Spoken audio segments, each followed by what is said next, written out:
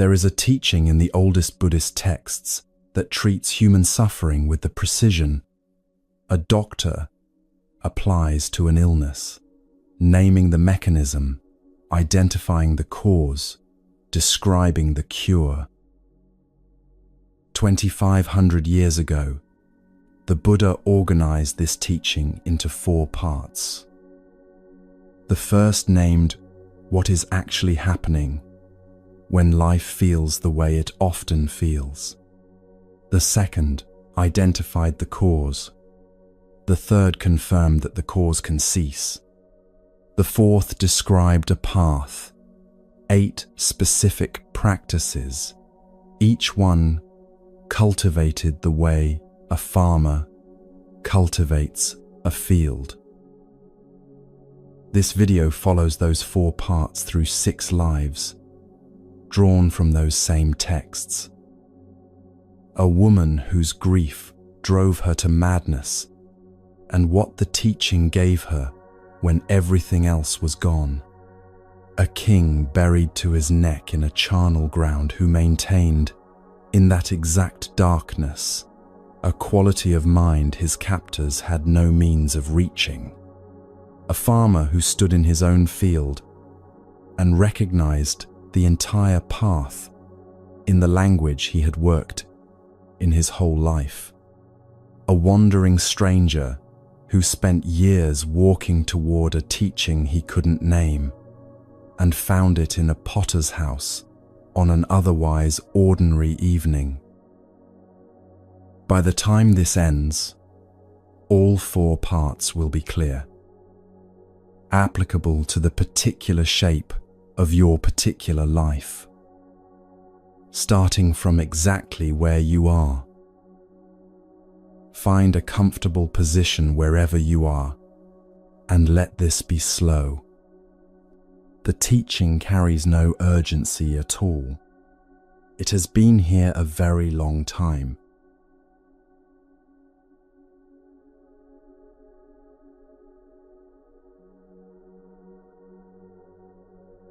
The first part of the teaching begins with a woman who did not know she was wandering. Her name was Vasithi. She appears in the oldest recorded collection of women's Buddhist poetry from the Pali Canon, a collection of verses composed by women who had practiced and, in the tradition's understanding, had understood the teaching well enough to articulate it. Her account is among the most unsparing in the entire collection. She writes with the clarity that comes from having looked at what happened directly, without turning away from any part of it. Before the wandering, there was a household. There was a yard with specific morning sounds. There was grain to grind before the family woke, water to carry, clay pots that needed to be filled in a particular order each morning, because the order had become the shape of the morning itself. There were children, the weight of them when they were carried, the specific warm heaviness of a sleeping body lifted from a mat on the floor, the way a small arm goes completely loose when sleep has finally deepened past the point of dreaming. Her hands knew all of this without being asked. The knowing lived in the hands themselves, in the angle of the wrist when lifting, in the pressure of the fingers when the work required pressure, in the automatic reaching that happened before the mind had caught up with what the body was already doing. For years, those hands had a purpose that never needed to be explained or justified, because the purpose was simply there, waking with the sun, present through all the hours between rising and sleep. There was the specific texture of raising children across the years, the way they went from being carried to walking beside her, from needing everything to needing different things, from one form of dependence to the next. Each year, the household rearranged itself around where they were. The food changed as their appetites changed. The sounds in the yard changed as the games changed. The evenings changed as conversations became possible that had not been possible before. A household with children in it is a living thing, something that continuously adjusts to the particular shape of the lives being lived inside it. And the woman at the center of all that adjusting adjusts with it, so gradually and so completely that she becomes, without noticing, a person whose entire inner organization has grown around the children's presence. These are the kinds of changes a person does not notice while they are inside them, because the person is too occupied with the actual living to step outside and observe the shape of the life being built. The shape only becomes visible from outside, and she was about to be outside it. Then one child died, then another, then the youngest. Vasithi's poem does not describe the manner of each death. What it describes is what the losses produced inside her, and what they produced was grief in a form she could neither hold nor name. The coherence of her inner life dissolved the way a structure dissolves when the thing holding it together is suddenly and completely gone. She wandered. She moved through roads and fields and towns for weeks without knowing she was moving. She did not choose a direction. She did not register hunger or cold. She did not notice that her clothing had come undone, or that people moved out of her path as she came near them, or that days were passing around her like weather she was no longer part of. The mind that organizes itself entirely around certain presences, the morning voice of a child, the weight of a body held against the chest, the daily rhythm of care for lives that depend on that care, loses its organizing center when those presences are gone. What remains keeps moving, keeps reaching, keeps searching the space where the presence used to be, because searching was what the life required, and the life has ended, but the searching has not received the instruction to stop. The wandering was coherent in exactly this sense, a mind continuing to do what it had been built to do, in conditions where what it had been built for was no longer there to be found. She moved through the responses of the people she passed without registering them. Some were afraid. Some mocked her. The fear and the mockery came from the same place. A person whose grief had exceeded the ordinary social container was asking something of those who witnessed her that most of them had no means of giving.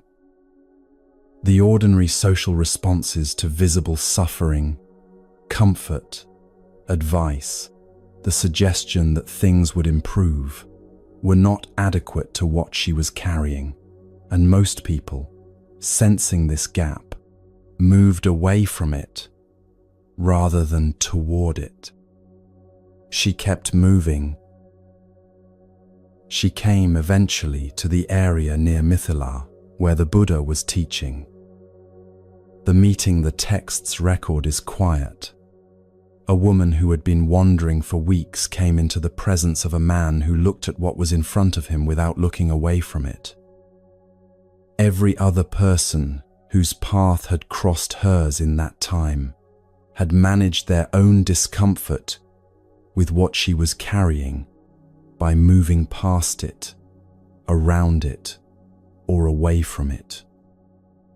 The Buddha looked at her the way a physician looks at a patient who has traveled a long distance to be seen, with full attention, without needing the person in front of him to be less ill than she was. There is something that happens when a person in extreme distress encounters that quality of steady attention. The Therigatha does not analyze it, but records the effect. She stopped. She sat. After weeks of roads and distances and people moving away from her, she came into contact with something that did not move away, and something in her recognized that this was what the searching had been unable to find in any town or on any road. He spoke to her. He offered no reassurance about where her children had gone. He did not suggest that suffering held a hidden meaning visible from a wider perspective. What he said, as the texts record it, is this: she had loved, she had lost, and loss is the nature of all things that come into being through causes. Every composite thing, everything that comes into existence through the meeting of conditions, will, when those conditions change with them. The children were composite things. Their arising was real. Their ceasing was real. Both belonged to the same truth. And the reaching, the weeks of road searching for what the hands had held, could change nothing of what was already unchangeable. Impermanence. Every school of Buddhism across 2,500 years has returned to this word because it sits at the center of what the teaching is attempting to address. Impermanence here carries no consolation inside it. It is the structural fact of conditioned existence, stated plainly as a description of how things actually are. To soften it would be to falsify it. What the Buddha offered Vasiddhi on that road was accuracy, and accuracy, in the Buddhist understanding, is the form care takes when comfort would require saying something less than true. The physician who names a condition clearly does not cause harm by naming it. The naming is the beginning of knowing what to do. Something shifted in Vasiddhi. The texts describe it as a return, the specific quality of a mind gathering itself back into coherence after having been scattered across weeks of roads. The grief was still completely present. What stopped was the particular quality of not knowing where to go that had been driving the movement, the directionless searching that had continued, because it had not been given a clear account of what it was doing and why it could not find what it was looking for. She listened, and over the following days, received the teaching in full. The grieving did not lift on any particular morning. What the canon records is a gradual process, a mind beginning to understand the mechanism of its own suffering, which is itself the first change the teaching produces. Understanding the mechanism does not immediately dissolve the feeling. It ends the confusion around the feeling, and ending the confusion changes what the feeling does inside a life. She requested ordination and practiced seriously over the years before composing the verses that bear her name. The poem does not beautify what happened. The children died, the madness came, she wandered, stated without apology, without framing that would make these facts easier to receive. The closing lines describe her mind as concentrated, freed, and clear. She says she has understood what needs to be understood. She is reporting a fundamental change in how experience was being met, a transformation in the relationship to circumstances that had not themselves changed. The children were still gone.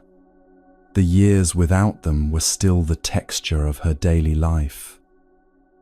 What had changed was the second layer, the mind's constant searching for what was no longer present to be found, the inability to let the grief be what it was, without simultaneously battling the fact that it existed.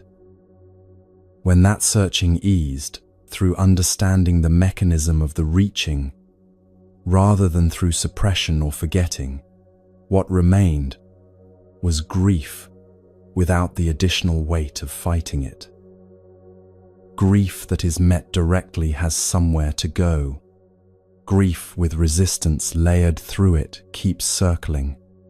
The energy that might have allowed the feeling to move through and complete itself is instead consumed in fighting the fact that the feeling exists. Now the teaching itself can be named. The Buddha organized suffering into 3 distinct forms. Once heard, these 3 forms become recognizable in any ordinary week, in any life. The first is the most obvious: plain pain, grief, illness, loss, the specific ache of something ending without warning, the weight of a conversation that leaves a residue lasting for days. This form announces itself without ambiguity. It arrived for Vasiti in a sequence that left no room for adjustment. For most people, it arrives in smaller doses, spread across the years, but the quality is the same. Something that was present is no longer present, and the fact of its absence cannot be argued with. The second form lives inside pleasant experience as much as painful experience. You are sitting at a table with people you love, and somewhere in the quality of that evening is the awareness that it is already becoming the past, that these people will change, that this hour will not come again in exactly this form. The pleasure is real. The awareness of impermanence riding alongside it is also real. Both occupy the same moment. Every parent who has watched a child sleep has felt this. The love is complete, and somewhere inside that completeness is the knowledge that the child in front of you tonight will not be exactly this child tomorrow. The years pass as they are being lived, and the living and the passing are simultaneous. Every good thing already contains the seed of its own change, and we know this even as we love the good thing fully. The third form is the most pervasive and the hardest to point at directly because it operates below the level of specific experience. It is the quiet, structural sense that the present moment is not quite complete as it is, that something is still slightly out of reach, that fullness keeps arriving at a delay, that the current arrangement of things does not satisfy in the way it was supposed to. It is the specific restlessness that makes a pleasant afternoon feel slightly hollow, that keeps the mind scanning the horizon for something it cannot quite name, but remains convinced is slightly ahead of where it currently is. This is the grinding quality built into the wheel, persistent, low level, following a person through circumstances that, from the outside, look entirely fine.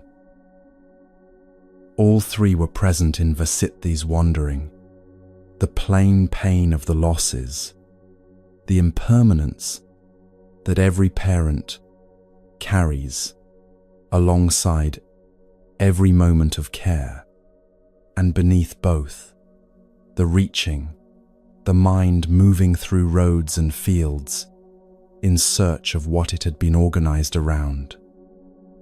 The wandering was the perfectly coherent response of a mind that had lost what it had been coherent around, and what the teaching addressed was the specific mechanism generating the wandering, the reaching itself, the engine that the grief had set in motion.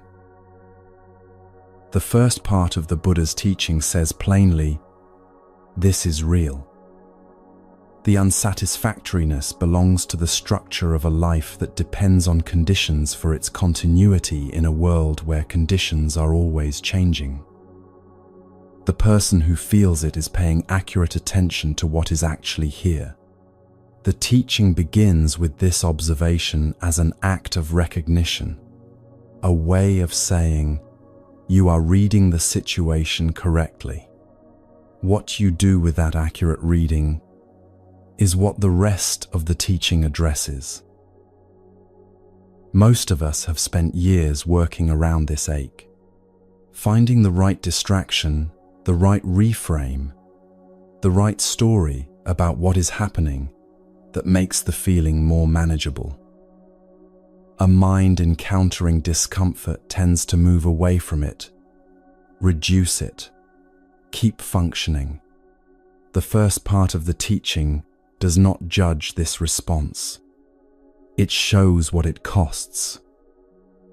A mind actively keeping the ache at a manageable distance is consuming a significant portion of itself in that management, less available for full presence in the moments that actually matter, for genuine contact with the people in front of it, for the quality of attention that allows ordinary experience to be fully lived rather than observed from behind a careful distance. The management takes many forms. The phone checked between thoughts, the evening planned so densely that nothing can get in, the busyness that feels productive, but is partly the specific busyness of a person keeping something from becoming audible. Left unmet, the ache also does not diminish on its own. It continues in the background, the tightness in the chest in the early hours of the morning, the flatness that settles over an otherwise pleasant afternoon without clear cause, the sense that something is not quite right that persists through circumstances that, from the outside, look entirely fine. The management requires constant maintenance, and the cost of that maintenance compounds across years. The teaching asks for accurate looking. There is a specific quality of relief that comes from naming precisely what is actually present.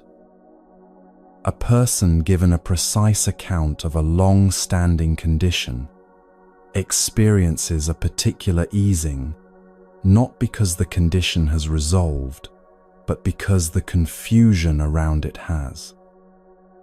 The confusion is its own weight. It sits on top of the actual suffering and makes the actual suffering harder to meet directly, harder to work with. Removing the confusion does not remove the suffering. It makes the suffering workable. And workable is where everything else in this teaching begins. What working with the first part of the teaching actually looks like in a life is worth being specific about. Looking directly at suffering means recognizing its form accurately. This is grief. This is the awareness of impermanence. This is the structural restlessness of a mind encountering the nature of conditioned experience. That recognition is quieter than it sounds. It is the difference between being inside the grief and the story about the grief simultaneously, and being inside the grief while the story slows down enough to stop generating its own additional suffering.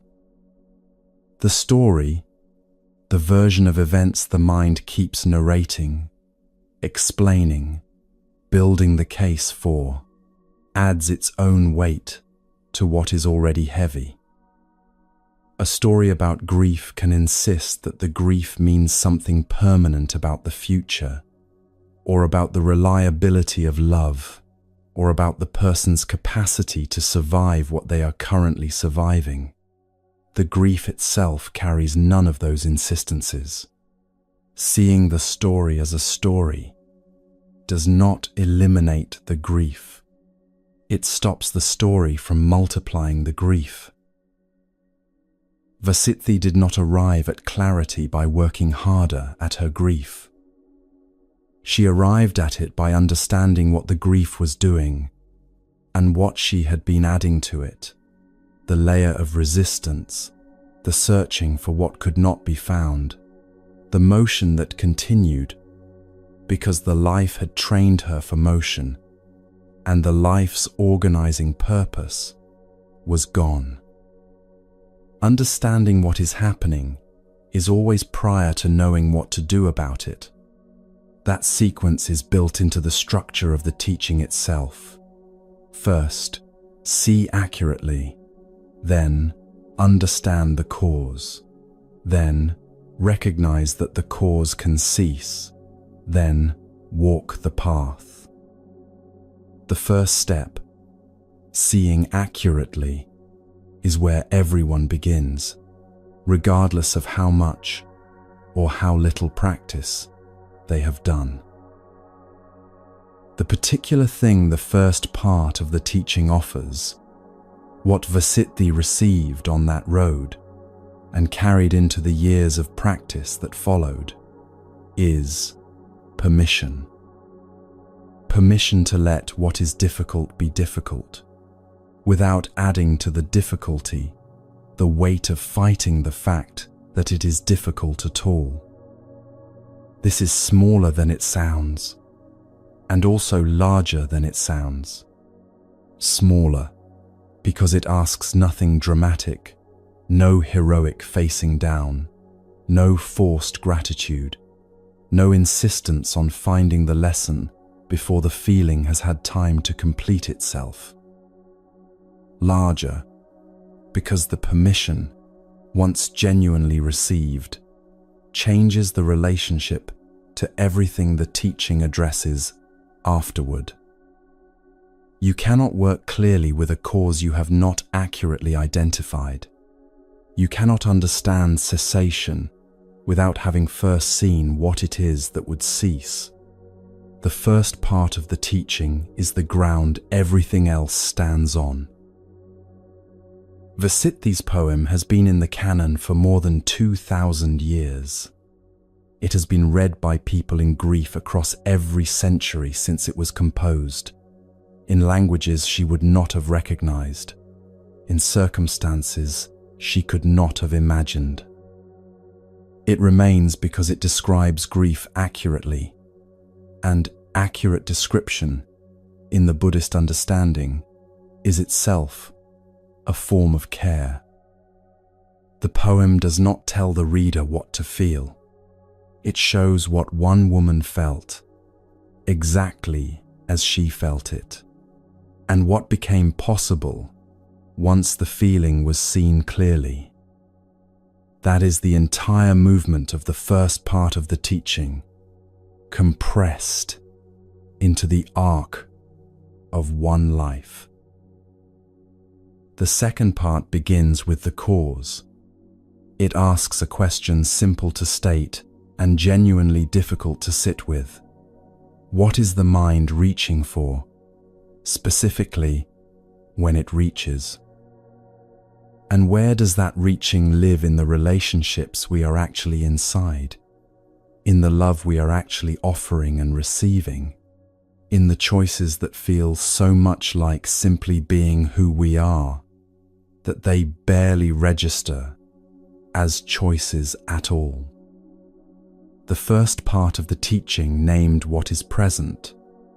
The second part looks underneath what is present and identifies the mechanism generating it, the specific quality of craving that the teaching calls thirst, the mind's constant movement toward what it wants and away from what it doesn't want, even when that movement is itself producing the suffering.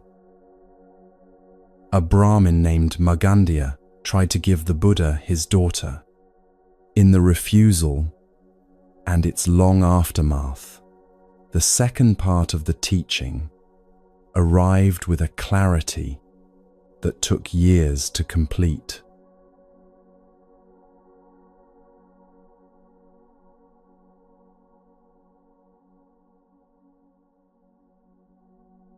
Magandia was a Brahmin of standing in the town of Kamasadama, and he had a daughter whose beauty had been remarked upon across the region for years.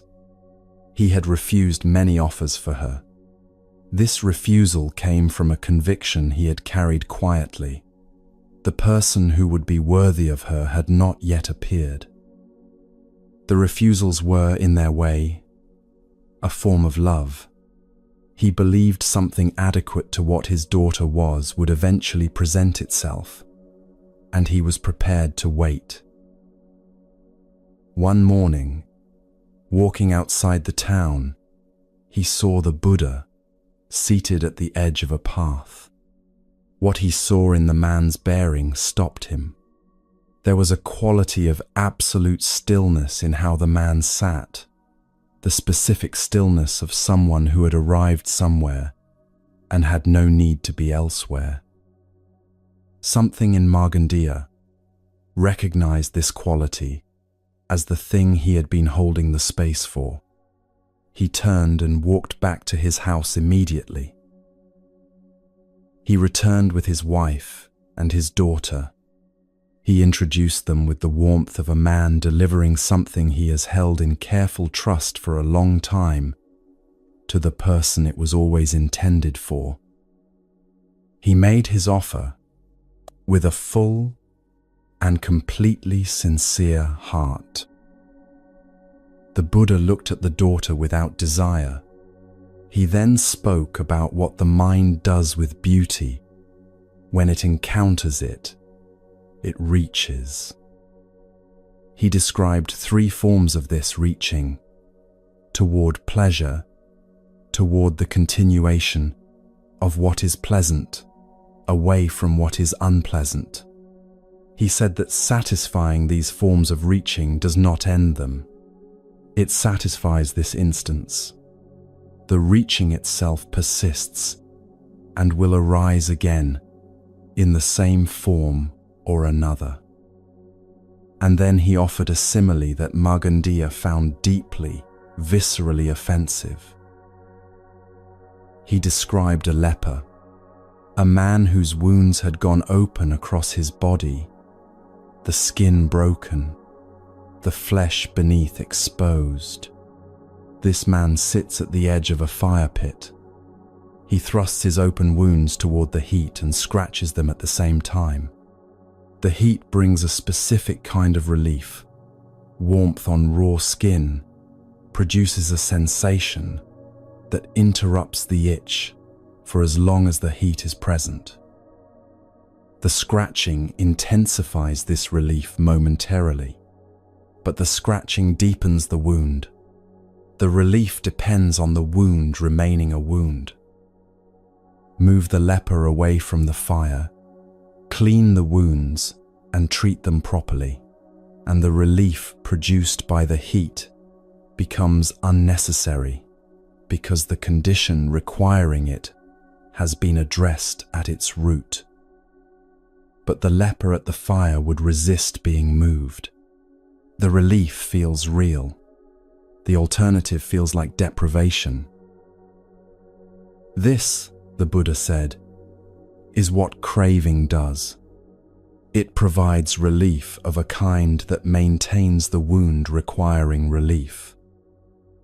Each satisfaction produces the next wanting. The sequence never completes itself, because the mechanism was not designed to complete, it was designed to continue.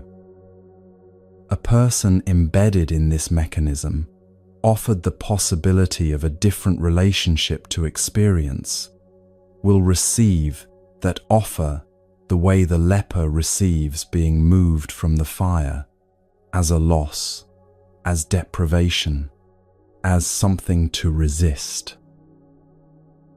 Margandia left in anger. His daughter was not named in the simile, but the implication had landed with full force. He had offered something he valued completely and received in return a teaching about the nature of valuing itself. His anger was the entirely predictable response of a mind that craving was protecting from a teaching about craving. The texts record what followed across the years. His daughter, whose name was Magandi, eventually became one of the wives of King Udena of Kosambi. She was beautiful and intelligent, raised by a father whose years of careful refusal had communicated, clearly and repeatedly, that she was something exceptional, deserving the best the world could offer. She arrived at the king's court carrying this understanding of herself, and she was not wrong about the specific facts of it. She was exceptional. The king prized her. She had standing, comfort, and the king's attention. By every external measurement available in her world, she had what she had been raised to believe she deserved. And it was not enough. The king had other wives, and the other wives diminished her in her own understanding, from the center of everything to one among several. She was given the best the king's court could provide: fine rooms, attendants, clothing, food, and the genuine regard of a man of power. Each of these was real. Each provided the kind of relief the fire always provides.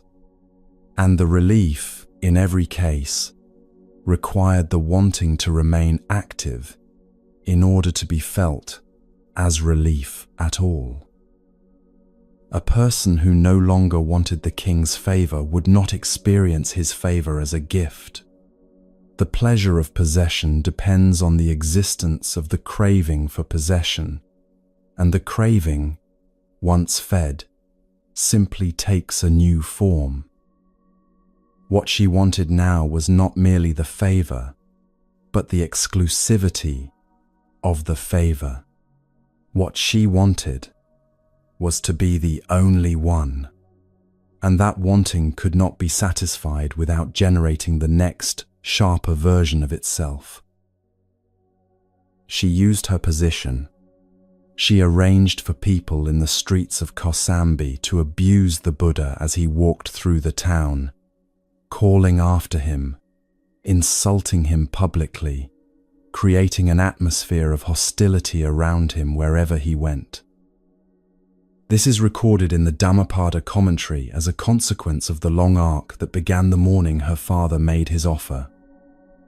The anger Margandia carried from that morning had moved through the years and had settled in his daughter as a specific quality of resentment toward the man who had refused what her father offered.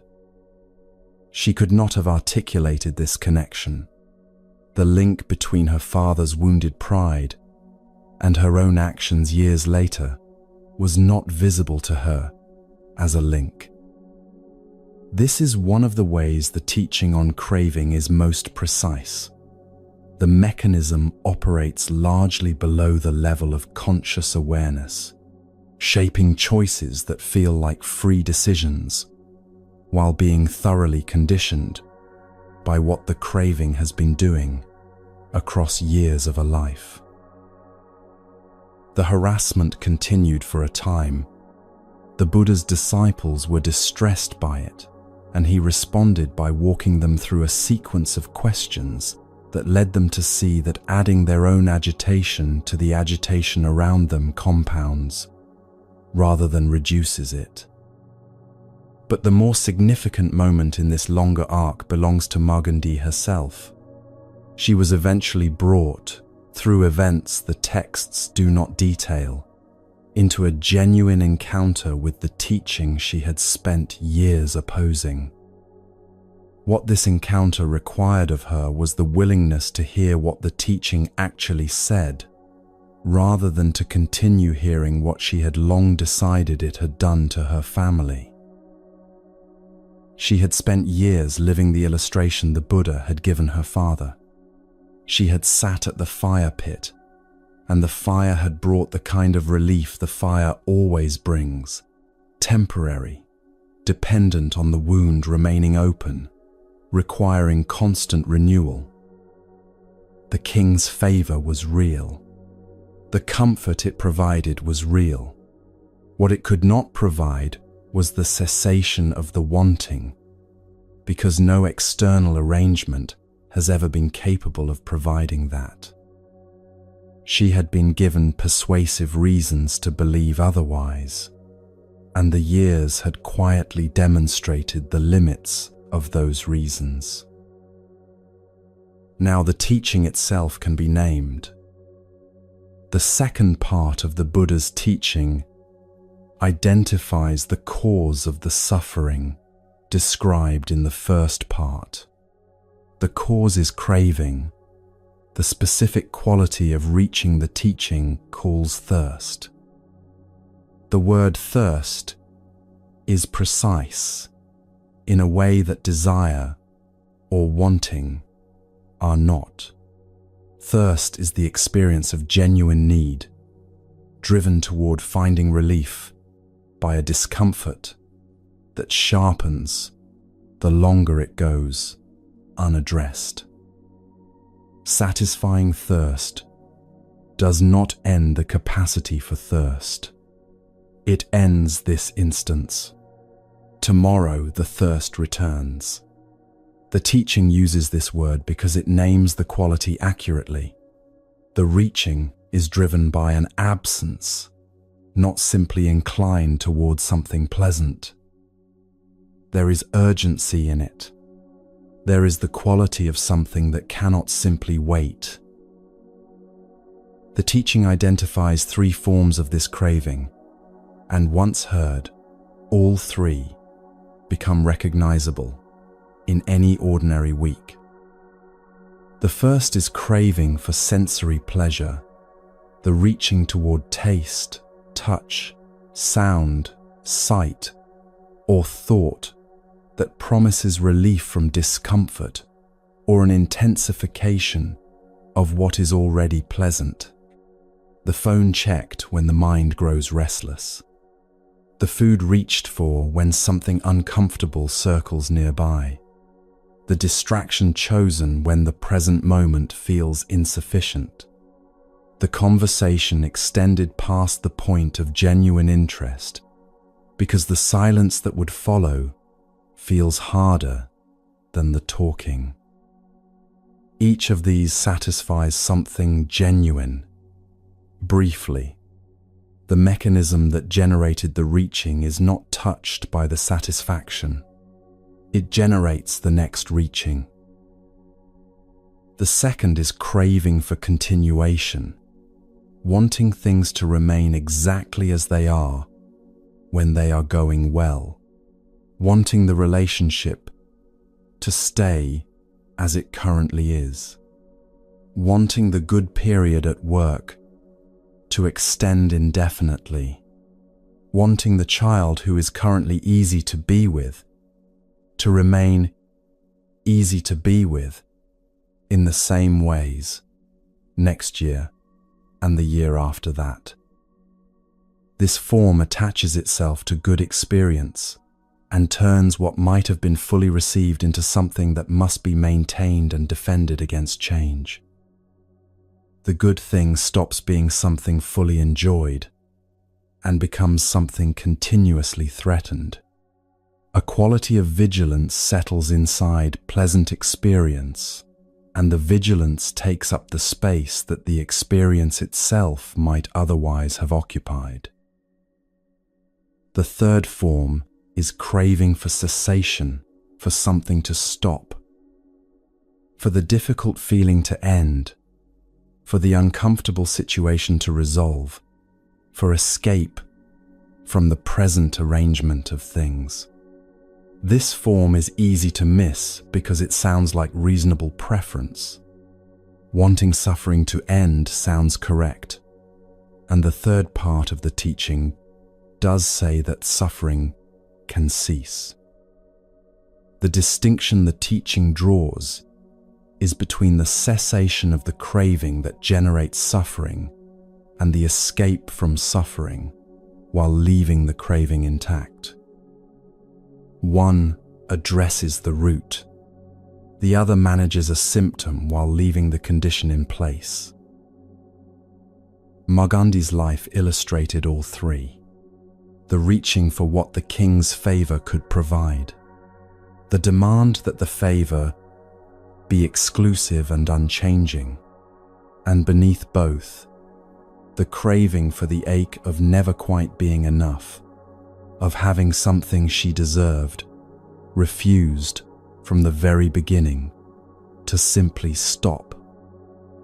The harassment of the Buddha in Kosambi was, at its root, that third form, the attempt to make the source of a long-standing discomfort disappear from the landscape of her life entirely.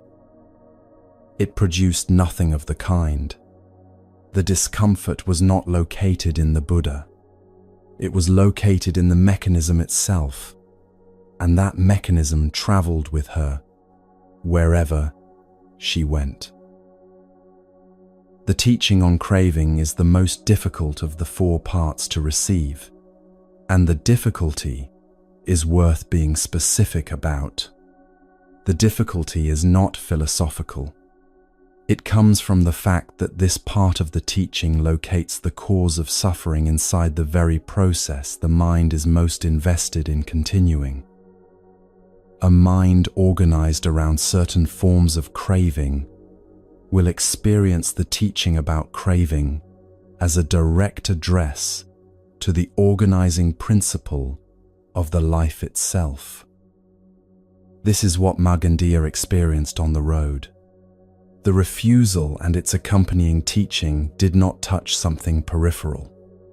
They addressed what was most central to his sense of himself: a man of discernment, a good father, a person whose capacity to recognize quality had finally found its proper object.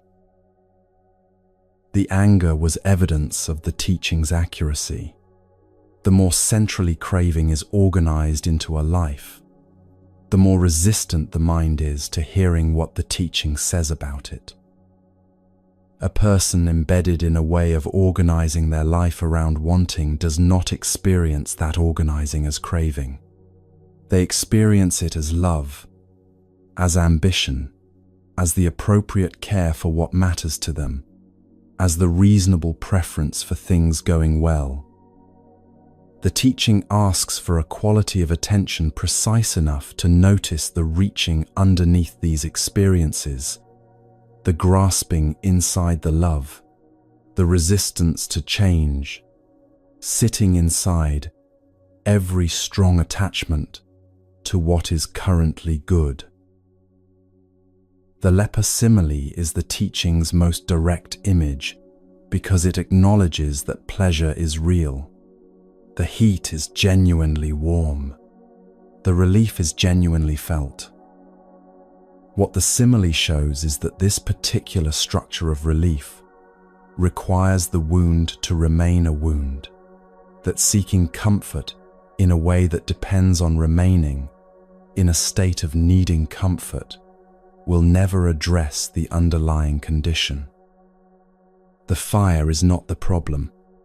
The wound is, and the leper at the fire offered the possibility of treating the wound rather than managing its effects, resists, because from inside the reaching, the relief feels indistinguishable from the solution. This structure is present in most of what fills an ordinary day.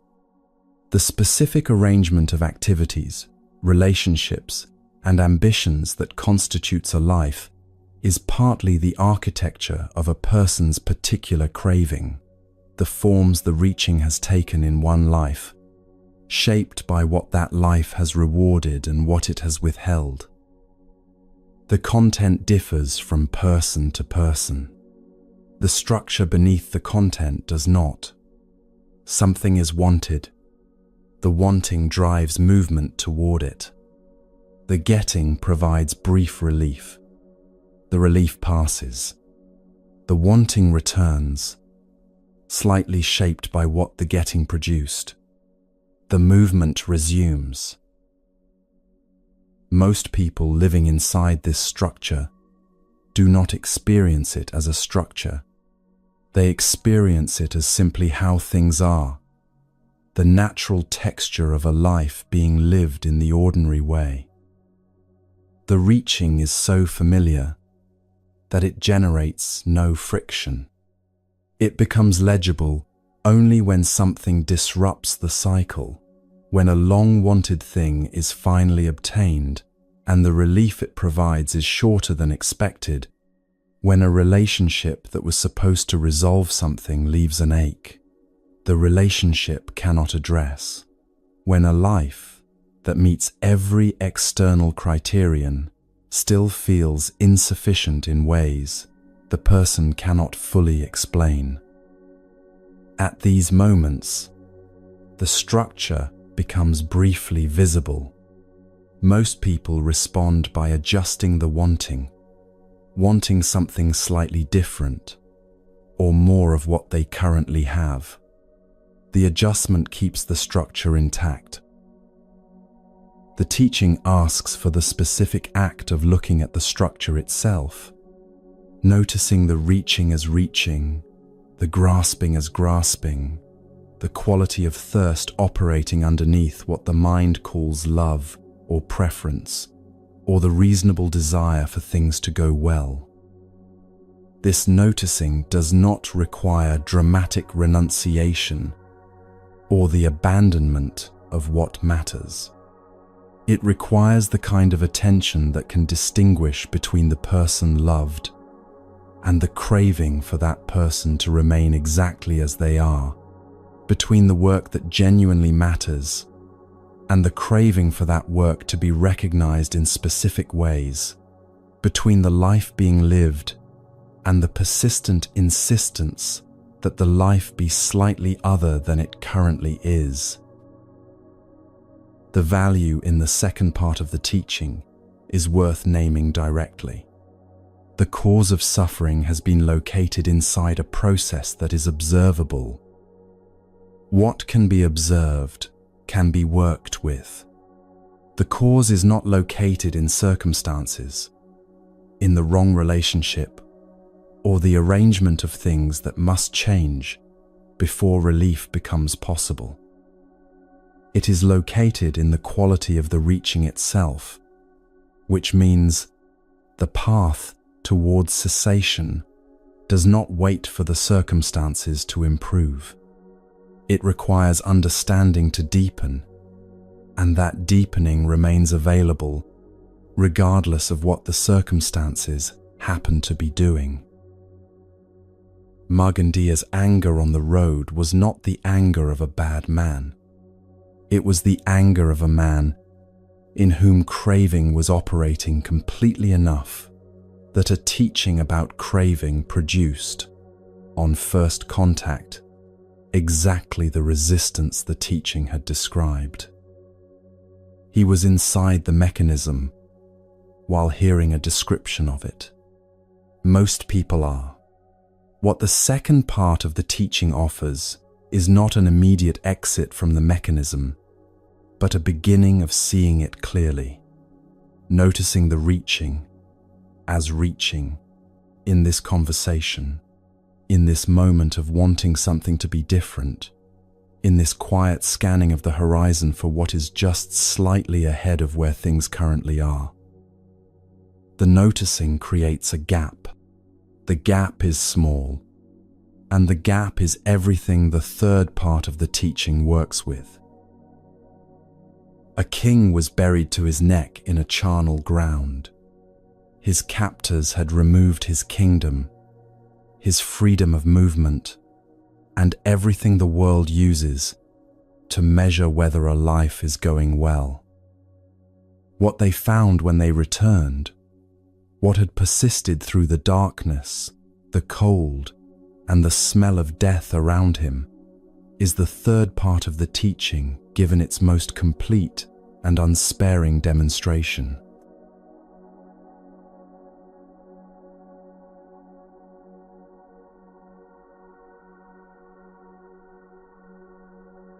Before the charnel ground, there was a kingdom. It had been functioning well for years, and Mahasilava's governance was the reason. He administered it with a particular quality of care. He held ministers accountable, directed the treasury toward his people's welfare, and made decisions that required absorbing political difficulty rather than choosing the convenient path. He was not a figure of legend in the way that legend tends to idealize its subjects. He was a man who tried consistently across years to do what governing well requires, in a world where doing what governing well requires always has costs. The people under his governance knew this about him, not through formal announcement, but through the accumulation of small decisions across years. A court case decided in favor of the person without standing rather than the person with influence. A public project funded from the treasury that served those who could not petition for it themselves. The quality of a ruler who has decided that governance is something done for others rather than something done for oneself shows up, over time, in the texture of ordinary life. The texture of life in Mahasilava's kingdom reflected this. The ministers he eventually dismissed had been taking bribes. He examined the evidence carefully, gave the process the time it required, and expelled them from their positions when the evidence was clear. It was the correct decision. It was also the decision that unraveled everything he had built. The expelled ministers traveled to the king of a neighboring territory and offered him something of precise value, detailed knowledge of Mahasilava's court, its defenses, its rhythms, the specific vulnerabilities in its structure. They had this knowledge because they had served closely for years. They spent it without hesitation. The neighboring king listened, understood what was being handed to him, and moved his army. The conquest was swift. Mahasilava was captured and brought before the conquering king. He arrived without the resources that make defeat bearable. No standing, no leverage, no allies within reach. The conquering king assessed him with the eyes of someone calculating what use a defeated ruler still serves, and arrived at a decision more elaborate than execution.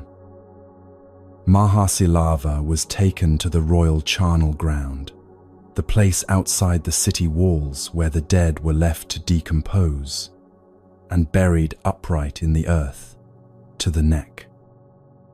The soil was packed around him to the level of his shoulders. His head remained above the surface. He was left there as the light drained from the sky.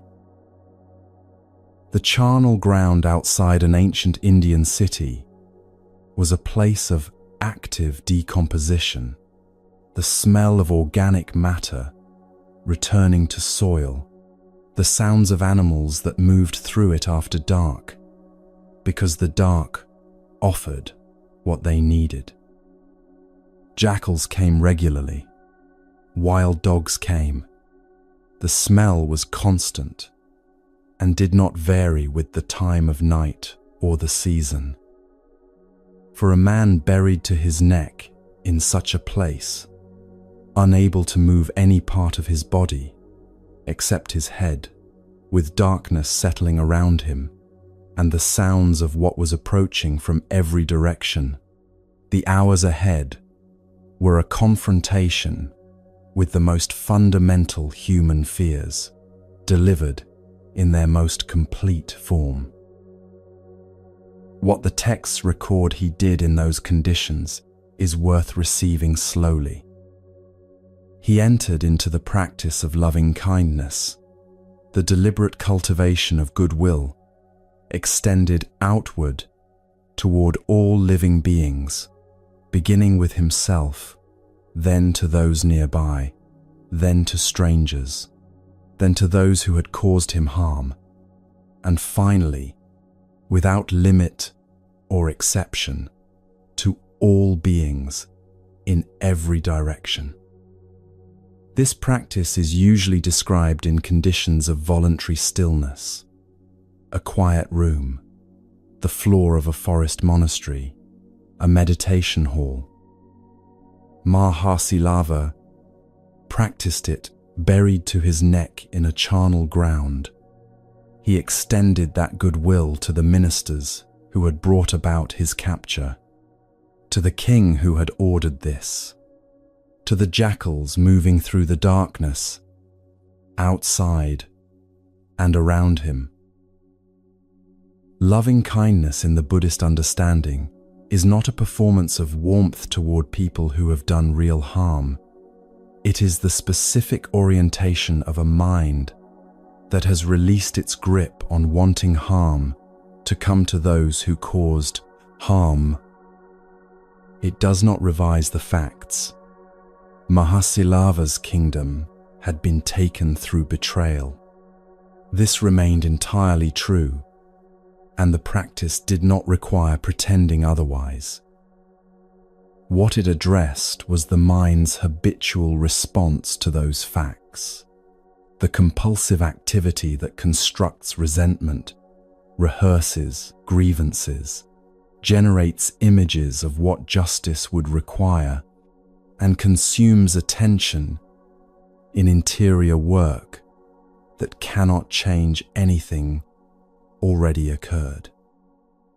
When the practice is genuine, that activity quiets through a reorientation of where attention rests, rather than through suppression. The night moved forward around him. The sounds came closer, and then receded, and then came close again. What the nature of the practice implies, though the texts do not narrate his internal experience, is that the hours were spent in sustained, active, interior work, the mind fully occupied with the direction it had chosen, rather than with what the situation would ordinarily generate.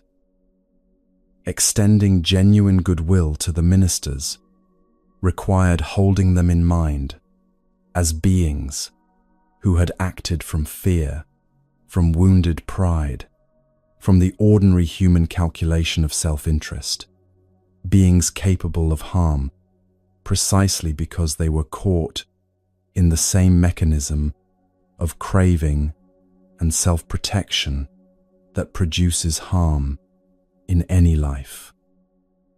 This is what the practice is for. Releasing the grip that keeps the mind locked onto what it has decided is responsible for its suffering, and returning attention to what is actually present in this moment, in this circumstance, with this darkness and these sounds and this particular patch of sky visible above. The fear was real. There is no version of a charnel ground at night that does not include fear, and the texts do not claim that Mahasilava was untouched by it. What the practice offered was a specific relationship to the fear, meeting it as one more condition present in this moment, rather than as a signal requiring immediate escape from what generated it. The difference between these two relationships to fear is practically significant. A mind that fear drives cannot use its attention for anything other than managing the fear and scanning for additional threats. A mind through which fear passes remains available to what else is present: the ground beneath him, the patch of sky visible above, and eventually, in the deep hours of the night, the sound, and then the proximity of a jackal coming close. At some point in the darkness, that jackal approached him. This is not a symbolic detail inserted by later tradition. Jackals came to charnel grounds because charnel grounds contained food, and a man buried upright in the earth was a presence that would attract investigation. The jackal came close and sniffed at his face.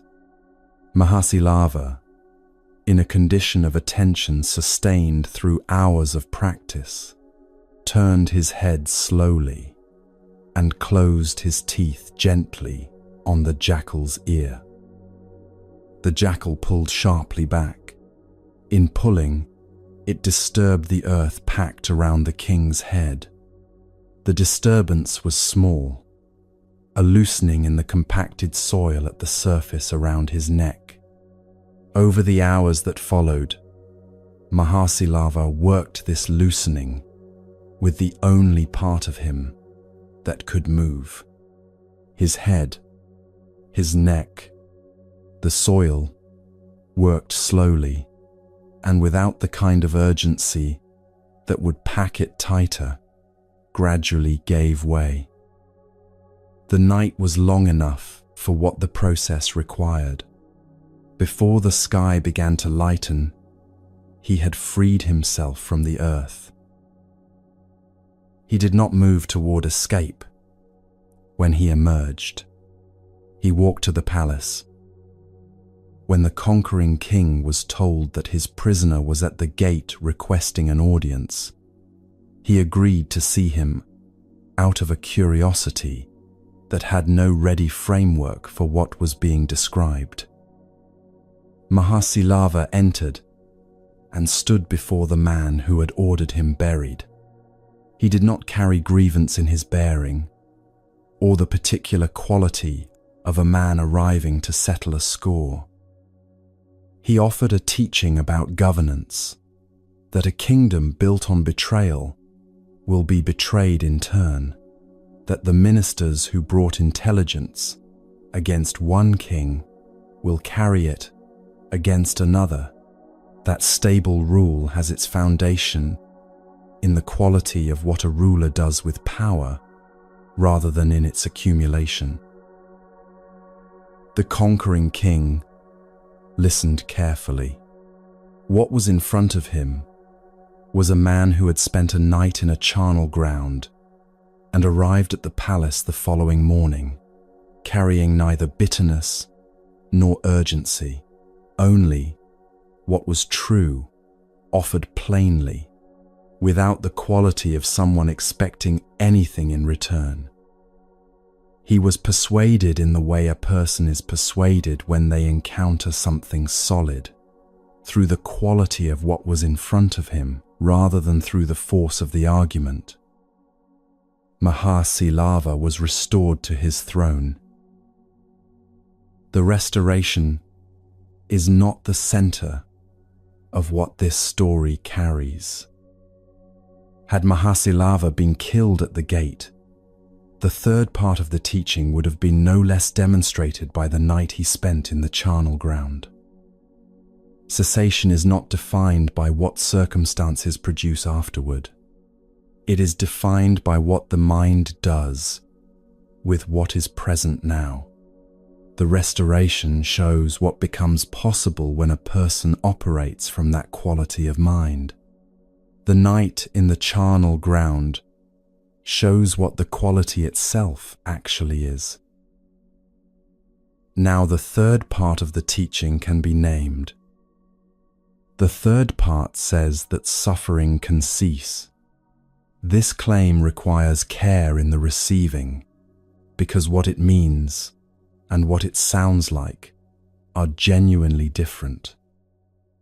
It does not mean that painful circumstances will be removed from a well-practiced life, or that equanimity produces pleasant feeling in difficult situations. What it says is more specific. The particular suffering generated by craving, the compulsive adding that turns plain pain into something consuming and relentless, can be addressed at its root. And when it is addressed at its root, what remains is experience without that specific quality of addition. The charnel ground is still a charnel ground. The loss of the kingdom is still entirely real. What ceases is the mind's automatic movement toward elaborating what is already there. The word equanimity is worth examining directly because it is consistently misread. It sounds like emotional flatness, the quality of a person who has stopped being affected by things. What the tradition means by it is the quality of a mind that meets experience fully, without the compulsion to immediately make that experience different from what it is. A person with this quality feels the cold. They hear the jackals. They know their situation with complete accuracy. What they do not have is the automatic machinery of thoughts about how the situation ought to be otherwise, who is to blame for it being this way, and what would constitute adequate redress. Mahasilava in the charnel ground had the full weight of the first kind of experience. The second kind was largely absent. The absence of the second kind is what the word cessation actually names. This distinction shows up in ordinary life in forms far smaller than a charnel ground, and the teaching intends for it to be recognized in those smaller forms. Consider the experience of making an error at work, something missed, something said badly in a meeting in front of colleagues. The plain experience is specific and immediate. The flush of embarrassment, the awareness of having failed at something in public, the knowledge that consequences follow. What ordinarily follows, so automatically that most people experience the whole sequence as a single unbroken event, is an extended interior narration. What this reveals about competence in general, whether it reflects inadequacies others have been noticing for longer than this particular moment, how far the consequences will extend. Each of these generates its own discomfort, which generates the next, and the embarrassment that lasted 3 minutes occupies the next 3 hours. The cessation the third part of the teaching points toward is the gradual development of enough space between the plain experience and the added narration that the narration can be seen as narration, a process the mind is doing rather than a truth the situation contains. That space begins very small in early practice. It grows through the kind of steady, unglamorous attention that most practice actually consists of. As it grows, what a difficult moment does to the rest of the day begins to change. There is a specific quality of relief that develops as equanimity grows through ordinary practice, and it is worth naming directly. The relief arrives as the noticing, in a moment of difficulty, that the familiar spiral either did not begin or began and was seen before it had run its full course. This noticing, which feels small from inside it, represents a fundamental shift in the relationship between the mind and its own activity. The mind that notices the spiral starting can choose, in that moment of noticing, whether to follow it. The mind that does not notice cannot choose. Equanimity begins in the gap between the impulse and the action that follows from it, and it grows as that gap becomes more consistently available. Most people have experienced this in moments of genuine presence, a conversation in which they were fully absorbed, a task that held their attention so completely that the habitual mental machinery quieted on its own. The practice is the deliberate cultivation of that quality, rather than waiting for circumstances to produce it by accident. The third part of the teaching also carries something specific for the person currently inside a situation that cannot be changed. Some situations are simply what they are. Some losses are not recoverable. Some circumstances will not improve, regardless of what the person inside them does. For these situations, the third part of the teaching does not address the circumstances.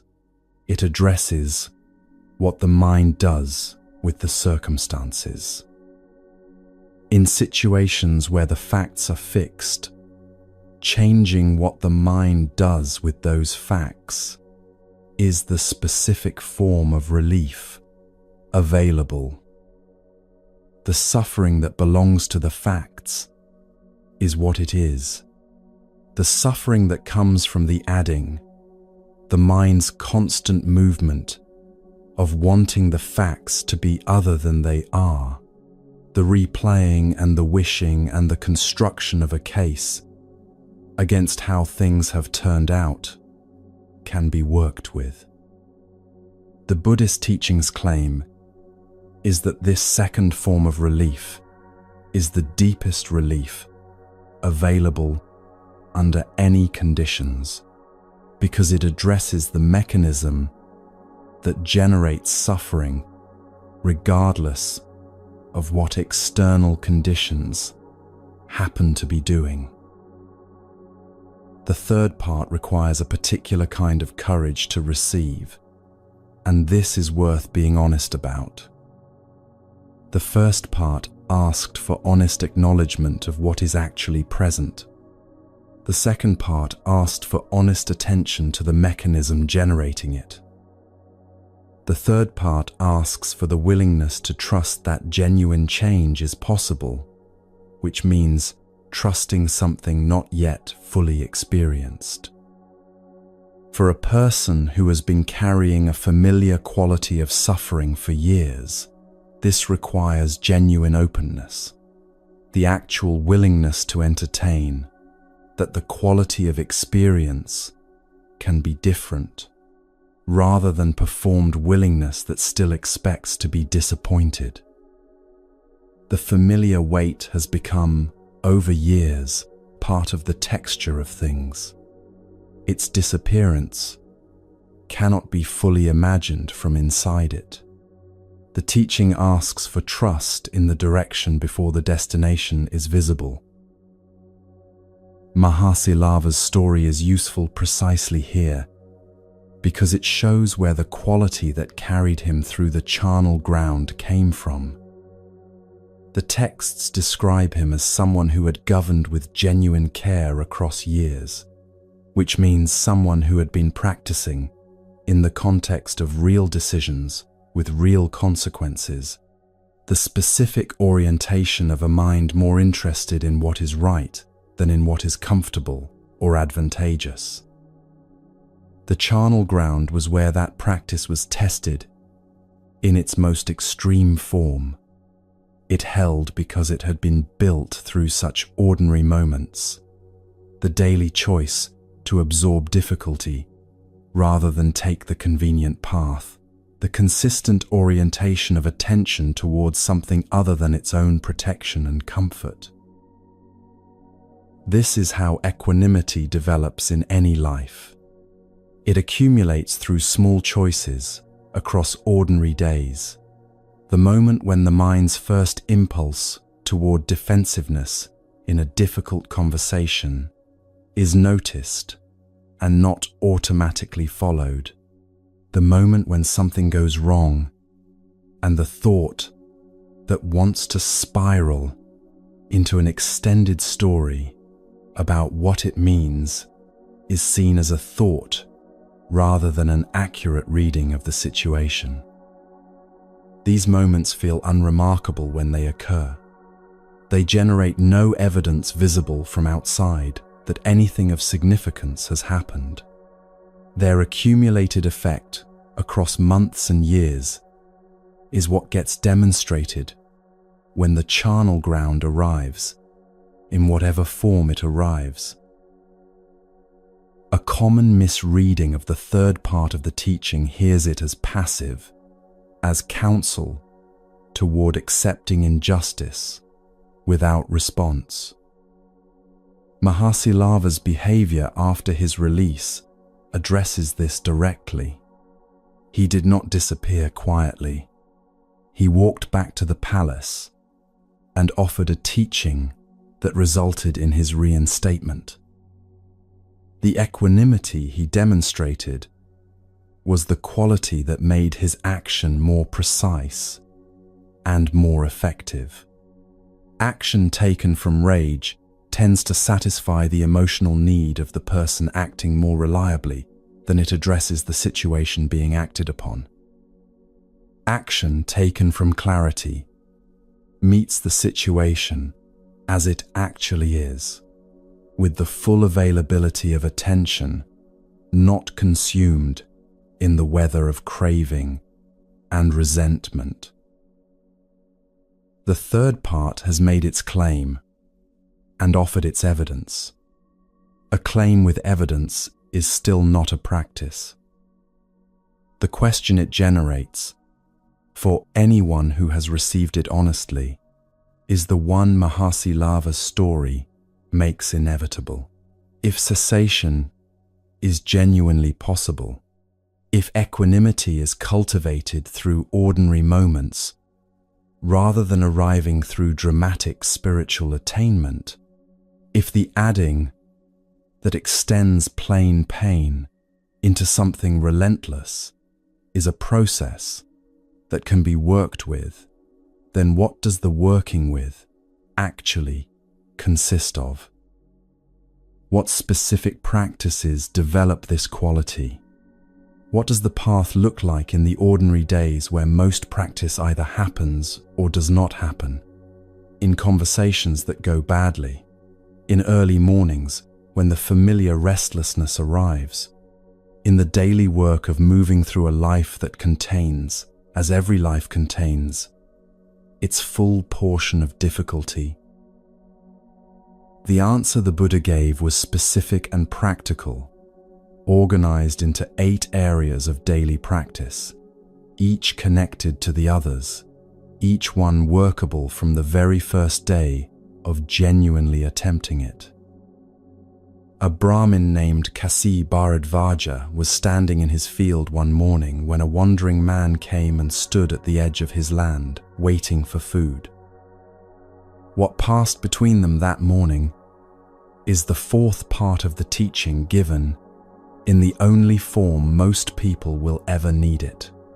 The language of work already being done, the soil already being turned, the harvest that a person who has spent their life cultivating things understands without needing to be told what cultivating means.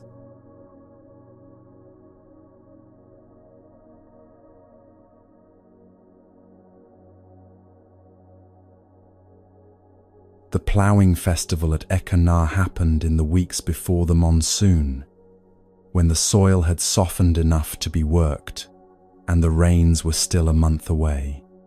500 ploughs were in the field that morning, teams of animals moving along their furrows, workers following in rows behind them, the noise and smell of turned earth, thick in the air across the full width of the cultivated land, from its near boundary to where the tree line marked its far edge. Kasi Bharadvaja had farmed this land for years, and his movement through the morning's work carried the particular efficiency of someone whose body has absorbed the individual steps so completely that attention is freed for what only long experience can read. Which sections of the field need more depth today, where the soil is compacting and will need different treatment, how the angle of the light indicates how many hours remain before the heat becomes a limiting factor.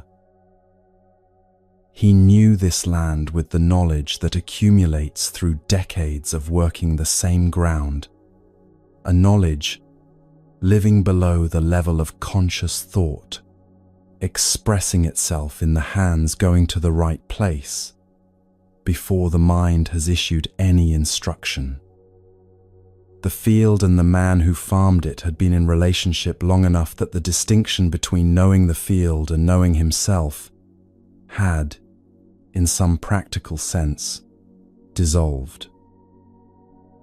He was also responsible, as host of the festival, for feeding 500 workers before the day's labor could properly begin. He moved among them, distributing food with the same efficiency he brought to everything the day required, when he noticed the wandering ascetic standing at the edge of his land with an alms bowl.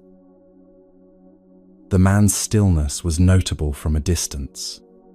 He stood at the boundary of the field without the quality of someone waiting anxiously, and without the quality of someone performing virtue for an audience. He was simply there, fully present, in the way that very few people manage to simply be anywhere. Kasi Bharadvaja was a practical man in the middle of visible, physically demanding work. The figure at the field's edge appeared to be waiting for the results of other people's labor to arrive at his bowl without having contributed anything to that labor.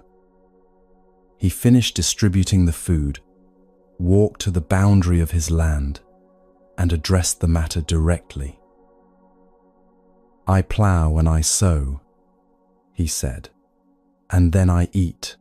You should also plow and sow before you eat." The man looked at him without irritation. "I also plow and sow," he said, "and then I eat."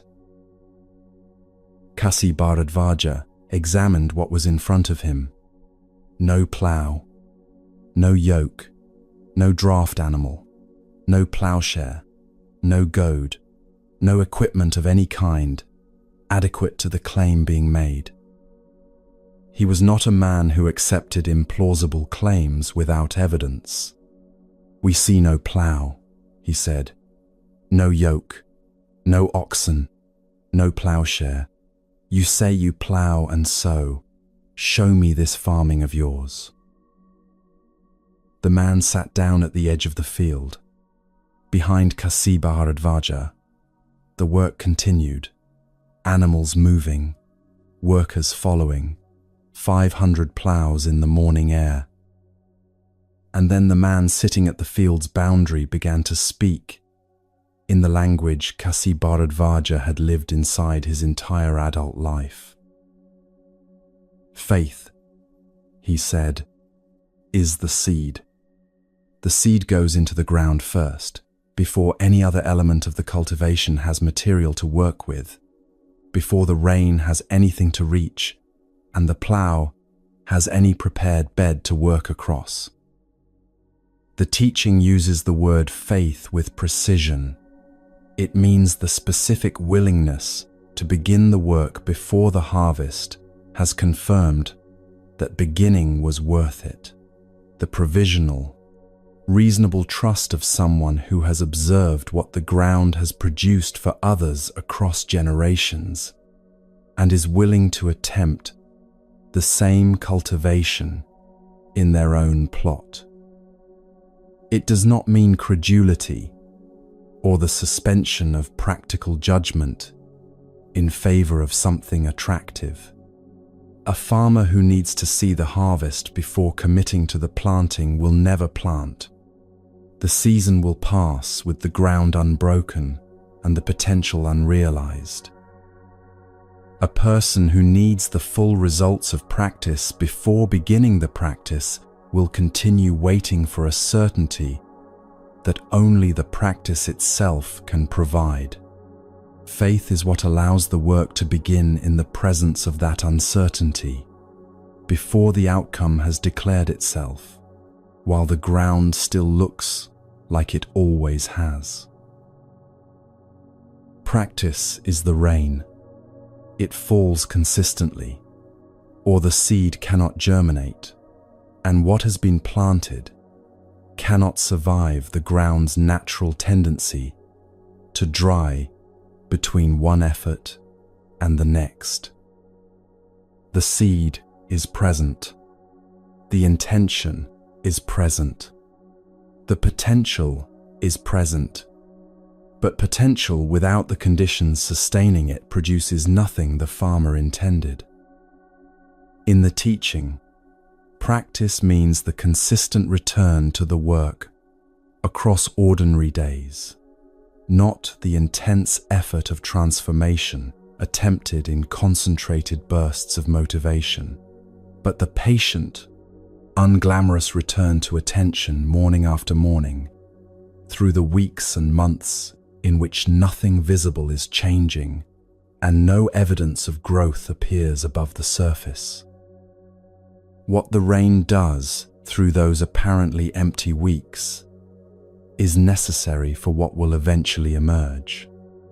The cultivation happening invisibly beneath the surface during the apparently silent periods is not separate from the eventual harvest. It is the harvest being prepared.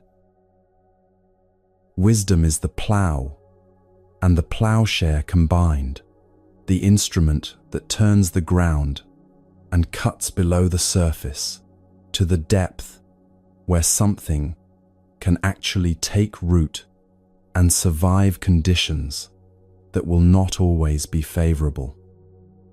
Surface understanding does not produce lasting growth.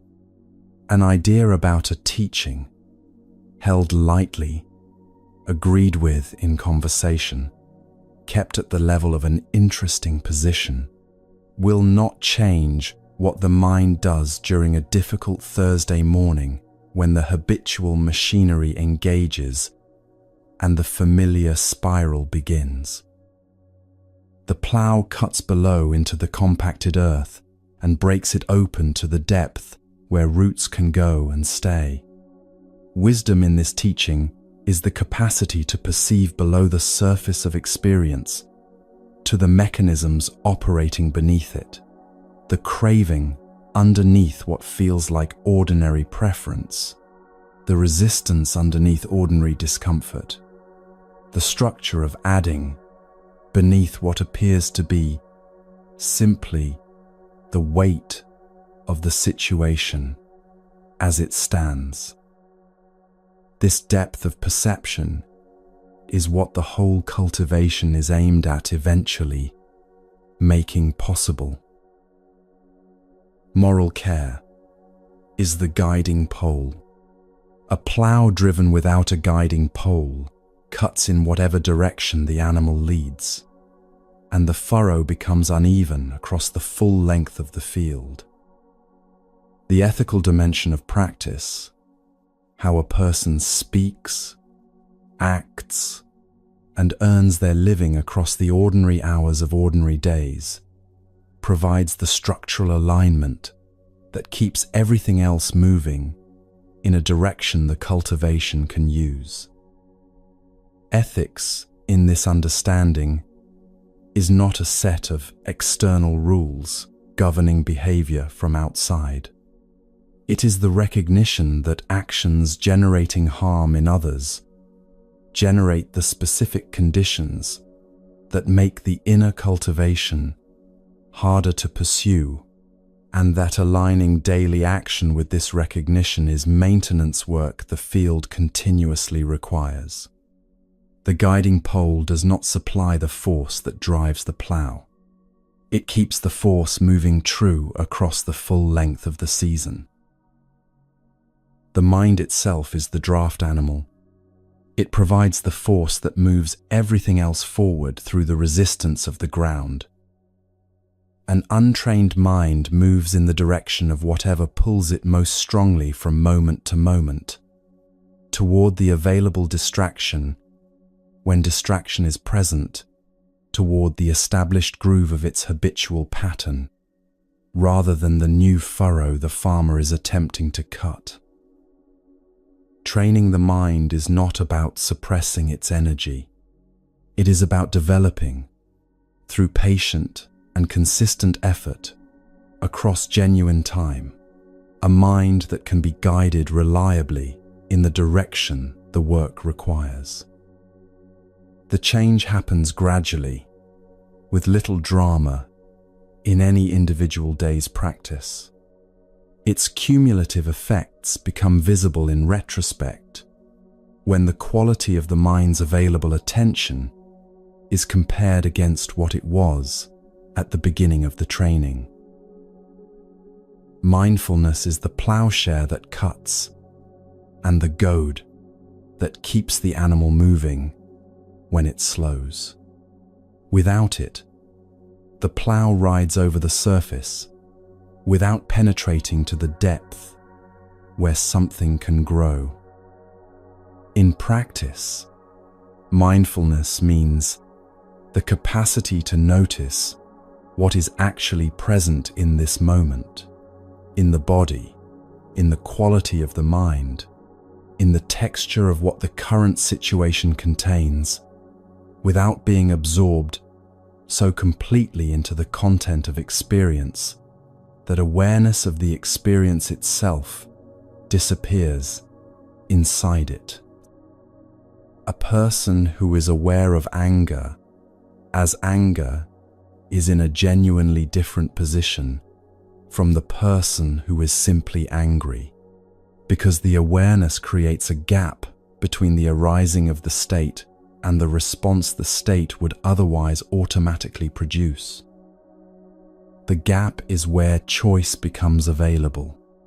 A mind without that gap cannot choose. It can only continue in the direction the momentum of its established patterns is already carrying it. Developing mindfulness is developing the gap. The gap, once established as a reliable feature of the mind's operation, changes the texture of every difficult moment that comes after. Careful speech is the binding that holds the equipment together. A plough whose components come loose during the work causes immediate damage and requires the work to stop before it can resume.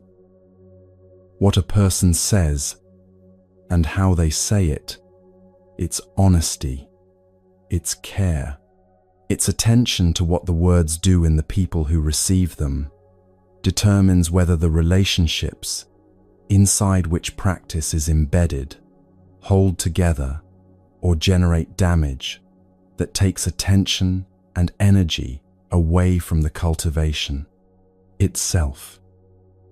Practice does not happen in isolation from the daily texture of a life lived among other people.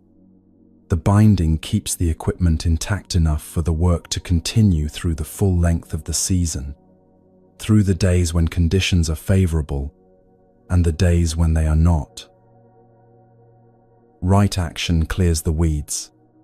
A field full of competing growth will not produce what it was cultivated for, regardless of how carefully every other element of the work has been managed. Actions generating harm to others introduce competing growth that consumes the conditions the intended crop requires. The clearing is practical maintenance, a life whose actions consistently work against the direction of the practice will produce what those actions generate rather than what the cultivation aims at, because the field is everything it contains across its whole extent. Effort drives the furrow forward across the full length of the field.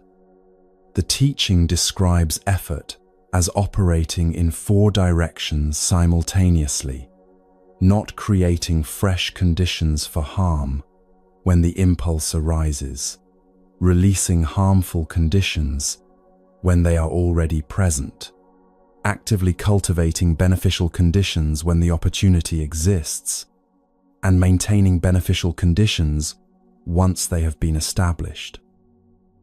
These 4 together constitute the work of every ordinary day. They produce no visible drama in any individual practice session. They are the consistent movement of the plough across the full extent of the field, season after season, producing what consistent cultivation produces. The harvest from this cultivation, the Buddha said, is freedom from the craving that generates suffering. Kasi Bharadvaja stood at the edge of his field and heard this entire account delivered in the vocabulary of his own work. He had not been given abstract philosophy held at a comfortable distance from the texture of a practical life. He had been given an account of cultivation, the same fundamental activity he had been engaged in on this land for decades, mapped precisely onto the interior of a mind. The equipment was different. The logic was identical. Prepare the ground, plant the right things in it, tend it consistently through conditions you cannot control, and when the season is right, the field produces what it was capable of producing all along. He stood there with the smell of turned earth in the air, and 500 ploughs working behind him, and the framework was entirely legible. He filled a bronze bowl with milk rice and offered it to the Buddha. He asked to receive the teaching as a layman, a person with 500 ploughs and the full weight of a practical life, who intended to bring this cultivation into the days he was already living in the field he already knew.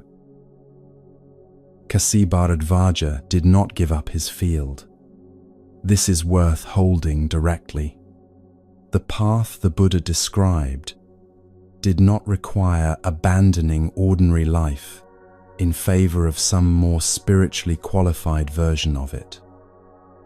It required bringing a specific quality of cultivation into the life already being lived, to the conversation that is about to go badly, to the moment when the familiar machinery wants to engage, to the quality of attention available to the work currently being done and the person currently present. The field for this cultivation already exists in every life.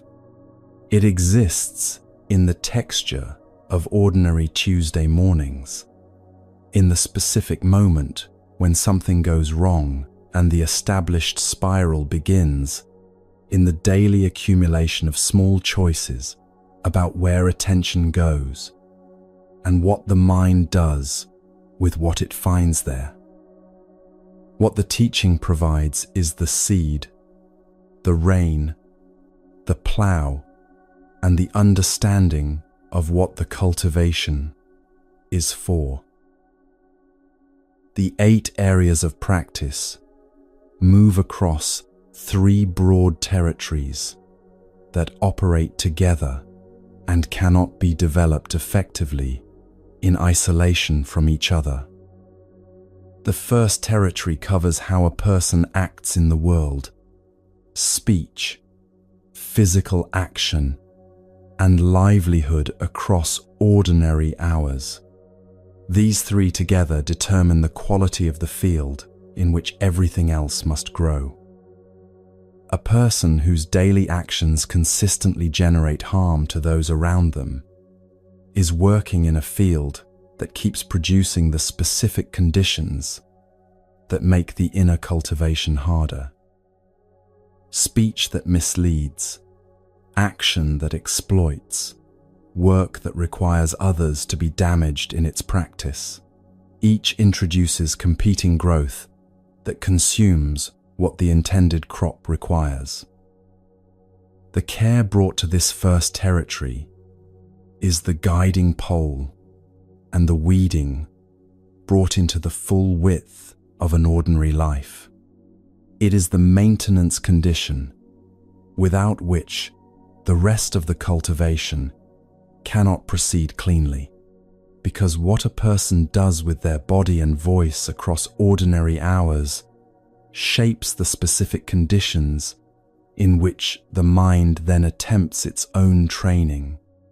It comes first in the teaching structure, not as a moralistic gateway, but as the ground preparation that makes everything following it possible. The second territory covers the direct training of the mind, effort, mindfulness, and the development of sustained attention. This is the consistent rain and the sharp plowshare applied to the interior of a mind that has been running on its habitual momentum, largely unexamined, for most of its life. What this training requires in practice is less dramatic than it tends to sound when stated formally. It is the repeated return to present moment awareness across ordinary days, noticing when the mind has moved into its familiar spiral and returning before the spiral has completed its course, developing the capacity to sustain attention on what is actually present rather than on the narration the mind produces about what is present. The training accumulates through exactly this kind of consistent, unglamorous return.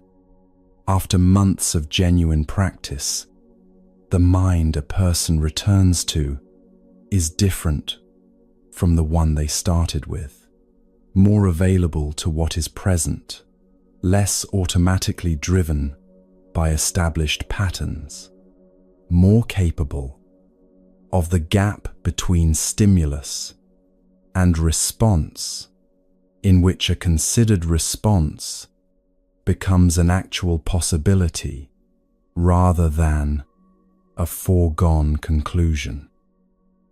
The change is invisible from the outside in any individual day's practice. Across a season of genuine effort, it becomes unmistakable. The third territory covers how clearly experience is seen. Clear seeing here means the capacity to observe how experience is constructed moment by moment, craving arising in contact with the pleasant, aversion arising in contact with the unpleasant, the impermanence of both, the constructed nature of the self that appears to stand behind the process and manage it from a safe distance. This territory requires the first two to have developed sufficiently to provide the conditions it needs. The first territory reduces the friction that obscures clear perception. The second makes subtle mechanisms visible that the unexamined mind moves through without registering. When seeing has become clear enough to confirm the teaching at the level of direct experience, rather than intellectual agreement, something in the practice becomes self-sustaining in a way that motivated effort alone cannot produce. A person who has directly seen, even once, even briefly, that the adding is a process, the mind is performing, rather than a truth the situation contains, has a form of knowing that changes the entire orientation of the practice. The harvest develops progressively and is visible in ordinary life well before any complete attainment has been established. A person practicing consistently across months will notice specific changes in the texture of difficult experience.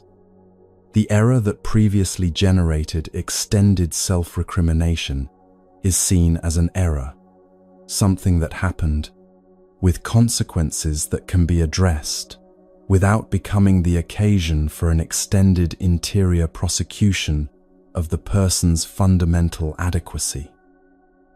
The difficult conversation that previously occupied 2 hours of mental rehearsal afterward occupies less. The morning restlessness appears less reliably and passes more quickly when it does appear. The persistent sense that something is not quite right, which follows a person through circumstances that look entirely fine from the outside, that quality becomes less constant, less adhesive. Each of these changes is modest in itself. Their cumulative effect across a life of genuine practice is a progressive increase in how much of that life is actually lived, rather than spent managing the aftermath of what has already happened. The harvest itself is freedom from the automatic machinery that turns plain experience into elaborated suffering. Difficulty is still difficult. Loss is still loss. Impermanence continues to operate in everything that matters. What changes is how much of the mind's available attention is consumed in the aftermath of plain experience, and how much becomes available for what is actually present in the current moment. A life in which more of what is present is actually received, rather than processed at a careful distance behind a continuous narration about what it all means, is a life more fully and genuinely lived. That progressive increase in the quality of presence is the harvest that does not disappoint, because it deepens through the cultivation itself, regardless of what any particular season delivers. A wandering stranger spent years walking toward a teaching he could not have named. He had been preparing the ground without knowing that was what the walking was for. He arrived one evening at a potter's house on a road like any other road, asked if he could rest there overnight, and was told yes. Another traveler had already settled in ahead of him. They shared the space in the ordinary way that travelers share space when the night has come and the morning's next stage has not yet been determined. What passed between them before the night ended, the teaching the stranger received from the man he did not yet know, was the Buddha in that unremarkable place, under those entirely ordinary conditions, is the fifth part of what this video has been building toward. How the four truths hold together in a single understanding, why cessation is possible at all, and why ground prepared across years of walking can receive, in a potter's house on an otherwise ordinary evening, exactly what it has spent years being prepared for.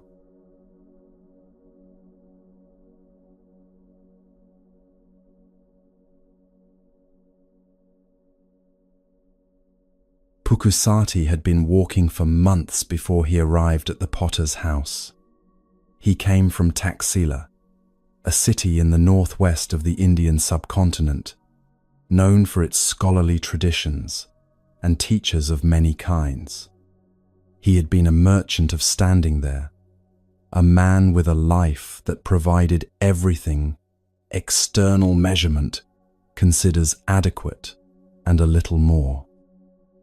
The accounts in the tradition describe him receiving news of the Buddha not through hearsay, but through a letter from a king who had encountered the teaching himself and wanted to share what he had found with someone he genuinely respected.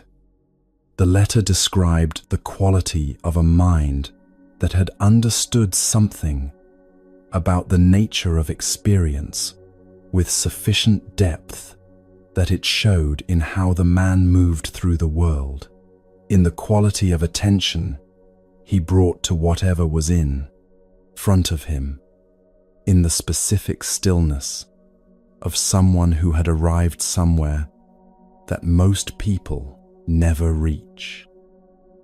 Pukusati read it with care. Something in the reading landed with the weight of recognition, the quieter quality of encountering a description of what has been true for a long time and has not yet been named. He gave up his household. He took robes. He began walking south toward the middle country where the Buddha was teaching. The walking itself matters to this story. Pukusati was not traveling to a confirmed address. He had no reliable description of what the Buddha looked like, no community to guide him toward a specific monastery, no itinerary confirmed in advance. He walked toward a teaching he could not have precisely described, sustained by the specific quality of orientation that years of genuine seeking develops in a person, the readiness that recognizes what it has been looking for when conditions finally bring them together, without requiring prior confirmation that this will be what it turns out to be. A person walking towards something they can name, but not describe, has a specific quality of attention that differs from ordinary purposeful travel.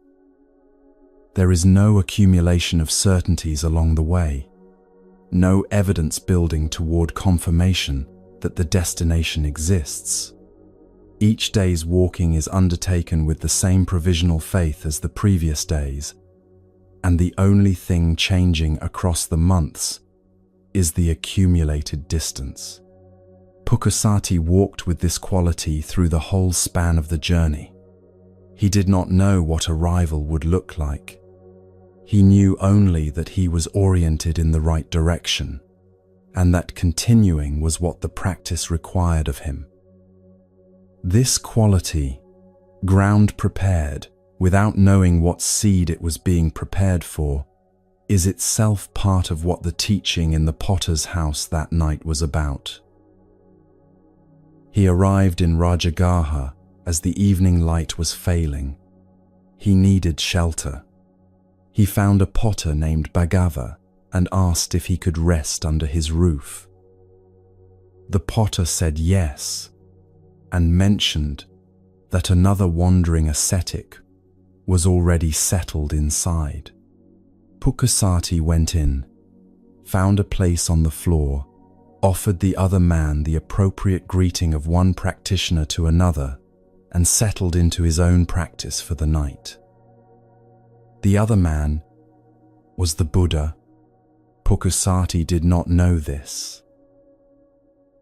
They shared the space in the ordinary way that two strangers share space when the night has come and there is nothing to negotiate, each contained within his own attention, each occupied with his own interior work. The potter's house was the kind of structure that working people used across that region, functional, modest, built for the work it housed rather than for the comfort of those passing through it. Outside, the sounds of a town settling towards sleep. Inside, two wandering ascetics and the specific quality of stillness that arrives in any place once the ordinary activity of the day has concluded.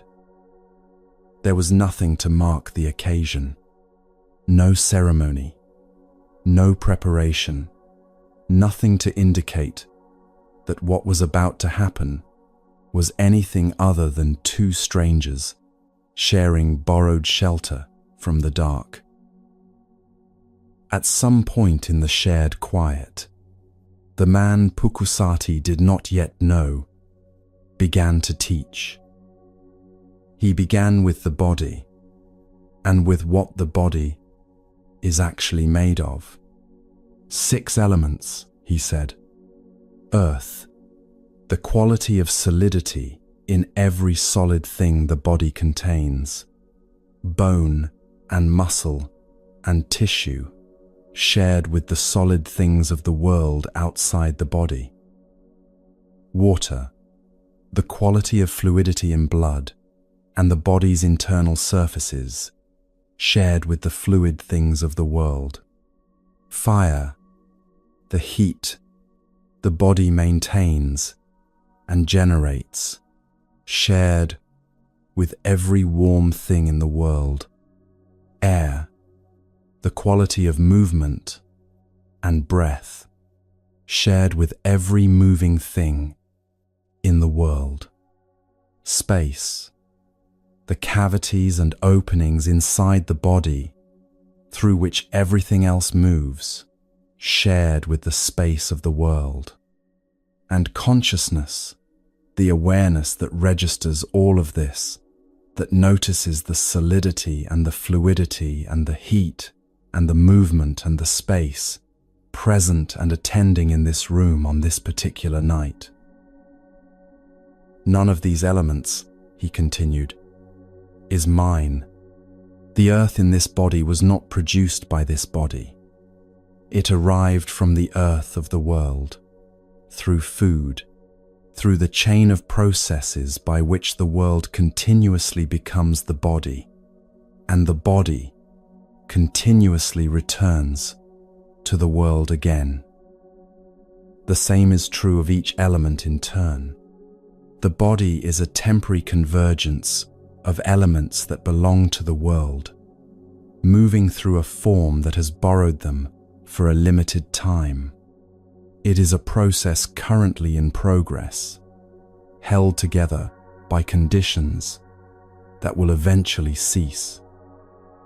Holding this understanding does not diminish the body's reality. The warmth is real. The breath is real. What changes is the quality of relationship the mind takes toward what it has been treating as a permanent possession and a fixed center of experience. A person who has genuinely received this understanding approaches even ordinary physical experience differently. The warmth of a cup in the hands remains pleasant. The coolness of night air on the skin remains what it is. Nothing is diminished, but the specific compulsion to hold on to the pleasant and push away the unpleasant shifts in quality, because the thing that was being held onto and pushed from, the permanent possession that owned the experience, has been recognized as a process rather than a fixed entity. This recognition changes the ground on which everything else in the teaching then stands. Pukusati listened. He had encountered teachings about the body's impermanence before. Various traditions in the world he had grown up in addressed this in comparable ways. What was different here was the direction the account was building toward. It was not an ending point. It was preparing the ground for something more precise, an account of what the mind does with experience, moment by moment, and what that doing produces in the texture of a lived life. Contact, the teacher said. When any of the 6 elements meets a corresponding object in the world, contact occurs. The eye meets a visible form. The ear meets a sound. The body meets a texture, a temperature, a pressure. The mind meets a thought, a memory, an anticipation. Contact is simply what happens when a sense and its object meet, and it happens continuously across every waking hour, beneath the level of deliberate attention, a constant stream of small encounters that together constitute the lived experience of being a body in a world full of things it continuously meets. From contact, feeling arises. The word here means something more specific than emotion.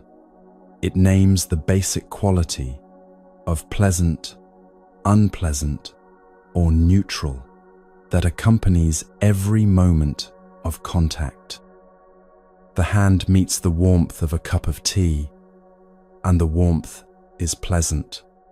The same hand meets a sharp edge, and the contact is unpleasant. The eye moves across a plain wall, and the contact is neither. This quality arises automatically, prior to any decision or interpretation. It is the raw material of experience, before the mind has done anything deliberate with it. And the stream of this raw material, pleasant, unpleasant, neutral, moment after moment throughout every ordinary day, is what the mind is continuously working with in ways that most people have never paused to examine. Then the teacher said the thing that Pukusati had spent months walking toward without being able to name what he was walking toward. What the mind ordinarily does with this raw material is reach toward the pleasant, wanting more, away from the unpleasant, wanting it to stop or not return, past the neutral, scanning already for something more worthy of attention. This reaching, automatic, habitual, operating largely below the level of conscious awareness, is the craving identified in the second part of the teaching as the cause of suffering. What makes this account so precise is where it locates the origin of the reaching, not in dramatic ambition or obviously destructive desire, but in the most ordinary moment of experience, the fraction of a second between a feeling arising and the mind beginning its habitual movement toward or away from what the feeling contains. Consider what this means across a single morning. The alarm sounds, unpleasant contact, the mind moves toward the quiet that would make it stop. The first cup of tea, pleasant contact, the mind moves toward, extending the pleasure. A memory of yesterday's unfinished difficulty, unpleasant contact, the mind moves towards suppression or the distraction that would briefly provide relief. Each of these movements is small. Each produces a brief trace of the reaching quality in the mind. By midday, the reaching pattern has reinforced itself dozens of times. By evening, the specific, mild exhaustion that most people attribute to the demands of the day is partly the exhaustion of a mind that has been reaching all day without noticing it. The grinding quality that runs beneath ordinary experience is not produced by any single contact. It accumulates from the continuous adding of the reaching to each contact, compounding across the waking hours into the low, persistent sense that something is not quite right about the present arrangement of things. Pukusati sat in complete stillness and felt the mechanism operating in the present moment as it was being described. The pleasant quality of a teaching reaching him exactly where years of preparation had arranged for it to land. The reaching toward more of it. The awareness of that reaching arising in the listening itself. The gap between the awareness and the reaching, precisely the gap the teacher was describing, present in the room in the most immediate form possible. The teaching was not pointing at something distant. It was pointing at what was happening now, in this specific quality of receiving. The teacher continued, when the craving is not automatically followed, when awareness meets the reaching before it has completed, the chain that ordinarily leads from feeling to craving to elaborated suffering does not run its full course. Contact still occurs. Feeling still arises. The pleasant remains pleasant, and the unpleasant remains unpleasant. What changes is what the mind does in the following fraction of a second. The automatic movement of craving does not follow, and what craving ordinarily adds to experience is not added. Experience can then be met directly, fully present with what is here, without the specific compulsion to make it other than what it is. This is the philosophical ground on which the whole teaching stands. Things arise when conditions are present and cease when conditions are absent. Nothing arises randomly, and nothing persists independently of what is sustaining it. Suffering arises when craving meets feeling in the habitual way, and the chain runs its full course.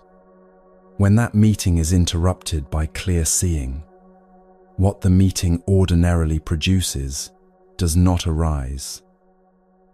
The first part of the teaching, that suffering exists, is explained by this.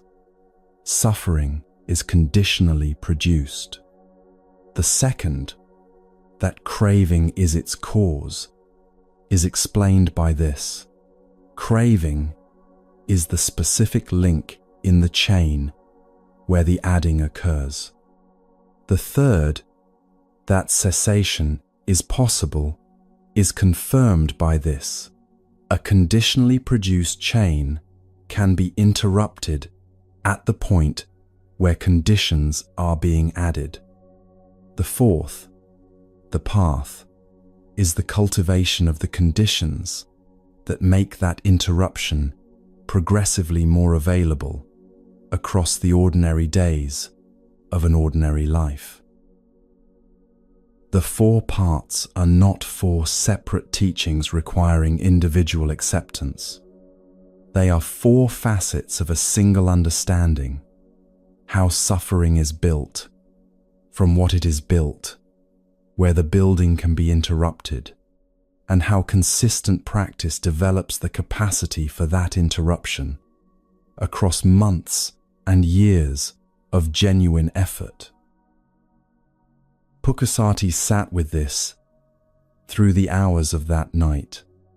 At some point, in the way genuine understanding sometimes completes itself through full recognition, rather than through accumulation of further information, something shifted in him that the tradition describes precisely: the first stage of awakening, in which the mechanism has been seen clearly enough that the direction of practice cannot be reversed.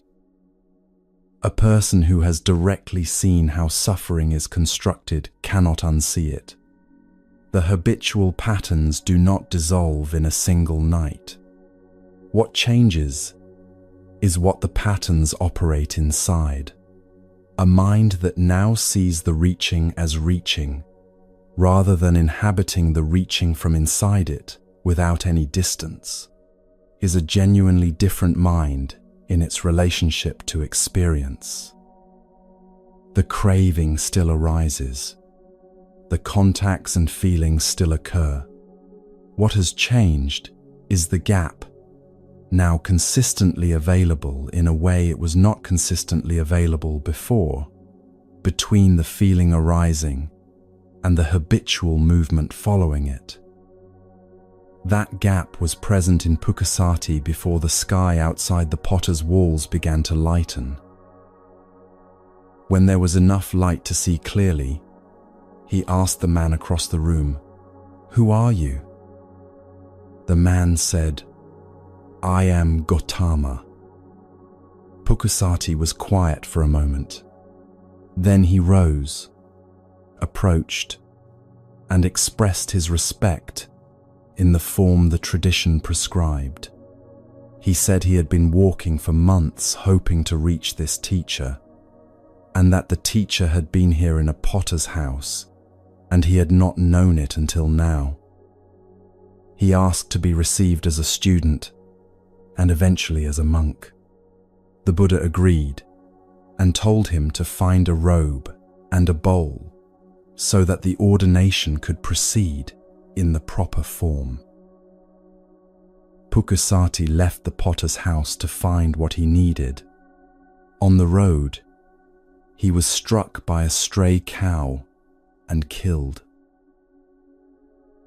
When the Buddha was told, he named what had been established in Pukusati before the end of that night: a genuine and irreversible shift in understanding, the first stage of awakening, the point from which the direction of practice cannot be reversed. The ordination, the robe, the formal continuation, these are the forms liberation takes in a life that goes on. Pukusati's life did not go on. The cow was a cow on a road, moving from its own conditions, producing what it produced. The tradition makes no claim that this was deserved consequence, and no part of this teaching softens the plain fact: a man killed on a morning road after finding what he had spent months walking toward. What the tradition records clearly is the quality of what had been established before the road ended, and it records it without hesitation. The ending carries its own teaching. The third part of the teaching claims that cessation is not contingent on circumstances remaining favorable. Mahasilava demonstrated this in a charnel ground, his kingdom lost and his body buried. Pukusati demonstrates it at the most irreducible level. What was established in him in the potter's house did not depend on what the road chose to do the following morning. The interior shift was established through its own conditions and was not undone by external ones. Liberation, in this teaching, is a quality of relationship to experience that circumstances can no longer reliably disturb, and a stray cow on a morning road is not a counterexample. Every section of this video has shown one face of what Pukusati received in the potter's house. Vasithi's wandering showed where suffering lives when a life's organizing center is suddenly gone, the mind continuing the movement the life had trained it for, searching the space where the presence used to be. Magandia's anger showed how craving protects itself from recognition, the resistance the mechanism generates when the teaching gets close enough to disturb what the mechanism depends on. Mahasilava in the charnel ground showed what becomes available when the adding stops, experience met without the mind's compulsion to make it other than it is, even in conditions where that compulsion would seem inevitable. Kasi Bharadvaja's field showed the cultivation through which this capacity develops, in ordinary language and through the logic of ordinary work.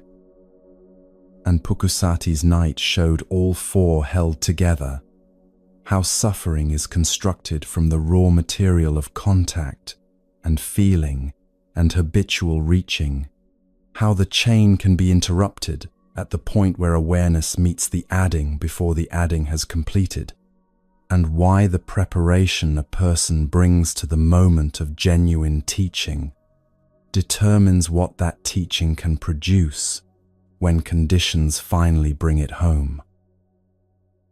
The teaching has one more movement, and it is the one most immediately applicable to a life lived in its ordinary form.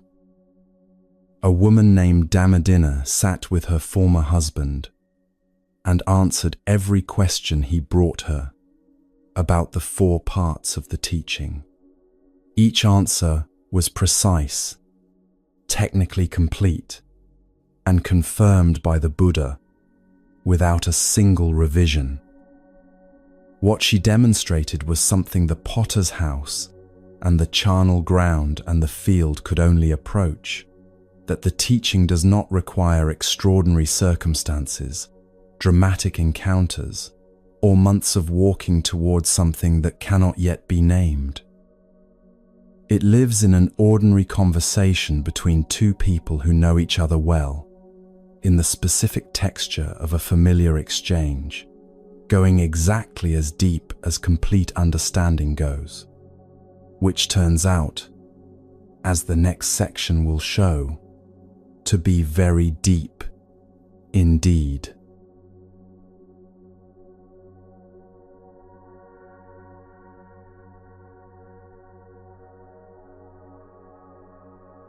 Visakha and Damadina had been married in Rajagaha for years when something changed in her.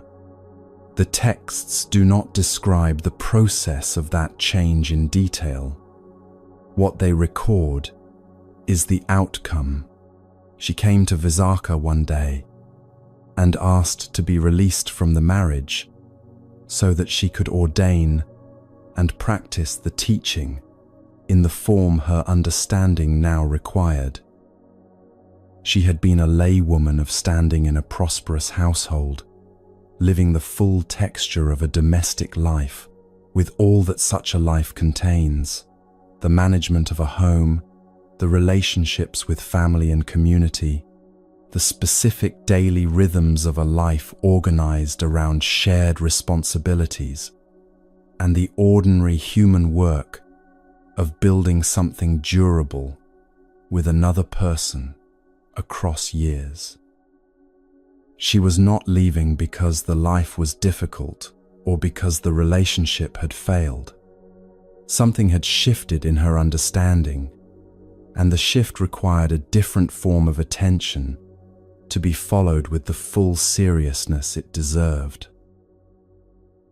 This kind of departure is among the most difficult to explain to someone who has not experienced the specific quality of understanding that makes it feel not like a choice but like a recognition.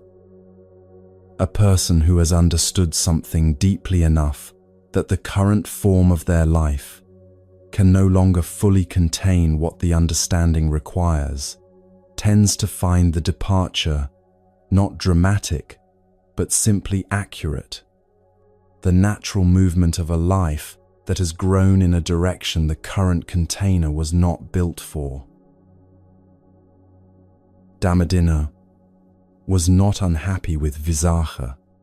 She was clear about what she needed, and the clarity had the quality of something that had been building toward expression for long enough that when it finally expressed itself, it felt complete and inevitable rather than impulsive. Visakha listened. He gave her what she asked for with the specific quality of respect a person extends when they recognize something genuine in another person, even when that genuine thing is moving in a direction they cannot yet follow themselves. There are moments in close relationships when one person's clarity about what they need becomes a kind of gift to the person receiving it, even when what they are being given is the other person's departure. What Visakha was given was the sight of someone choosing a path with complete sincerity, the specific quality of commitment in her that would not bend toward convenience or the comfort of what was already built and familiar. He could recognize that quality even without fully understanding where it came from. He gave her what she asked for. The generosity of that giving was its own form of understanding, even if he could not yet have named what he was understanding.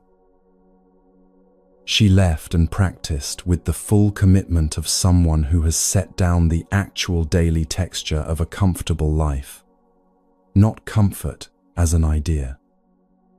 She did not practice at the edge of her life while maintaining the rest of it intact. She had reorganized entirely around the practice, which is what the ordination meant in practice rather than in ceremony. The tradition records that her understanding developed with notable speed. The language it uses suggests a mind that had been prepared in ways that became available once the conditions for full practice were present. The years in the household had done something in her that she had not been doing deliberately. Living carefully, attending honestly to the texture of experience across the ordinary difficulties and satisfactions of a domestic life, working through what the life provided without either avoiding it or exaggerating it. These had cultivated ground that the practice could then work with directly. Preparation that does not look like preparation from inside it is still preparation. The ground was ready, and practice in those conditions moved quickly because the ground had been quietly prepared for a long time before the formal cultivation began. Visakha, back in Rajagaha, continued his own practice after her departure. He had always been a serious person, and her leaving gave his seriousness a direction it had not previously had. Witnessing a genuine transformation in someone close sometimes opens a door in a person that remained closed while that person was present, as though the specific quality of their change makes visible a possibility that had previously been abstract. He began studying and practicing in earnest.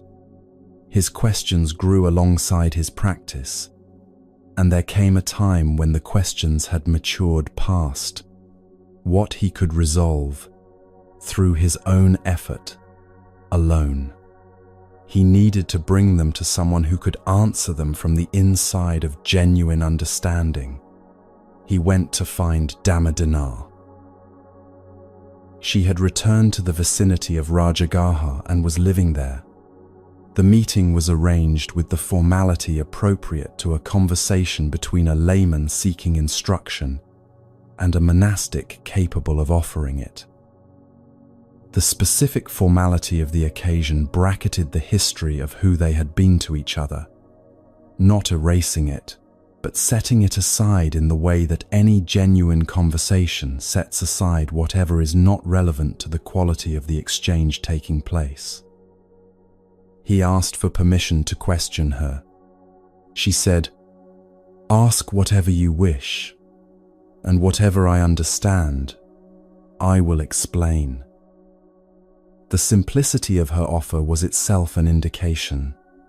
She was not offering to share information she had learned, but to describe what she could directly see. Visakha asked his first question: "What is identity?" Dhammadinar's answer was immediate and specific. "Identity," she said, "is the 5 ways we cling to experience. We cling to the body, treating it as a fixed possession that belongs to a stable self, and is that self's most immediate territory. We cling to feeling, the stream of pleasant, unpleasant, and neutral sensations that arises through contact with the world, treating them as things that happen to a person who stands behind them as their permanent owner and manager. We cling to perception, to the organizing categories through which raw sensory input is sorted into recognizable objects, situations, and meanings. We cling to mental formations, the habitual patterns of thought, intention, reaction, and emotional response that have been running through the mind across the years of a life until they feel like character rather than conditioning. And we cling to consciousness itself, the knowing quality that registers all the others, treating it as the most fundamental and permanent of all. Identity is the sum of this clinging, the process of grasping applied continuously to these 5 elements of experience, constructing through that application the sense of a continuous self who stands behind them and manages them from a stable center. What is the origin of identity? The craving, she said, that reaches toward the pleasant, toward the continuation of what is currently good, away from what is unpleasant, and toward its cessation. The grasping applies itself to the 5 elements and produces, through that application, the felt sense of a self who owns them. The self appears to be the one doing the wanting. The wanting is what is producing the self. This reversal is among the most counterintuitive movements in the entire teaching, and also among the most liberating once it has been directly seen. The self who appears to be doing the craving is itself a product of the craving, constructed and continuously reconstructed by the activity of grasping applied to the elements of experience as they arise. There is no fixed entity at the center doing the grasping. There is the grasping, and the sense of a center is what the grasping generates.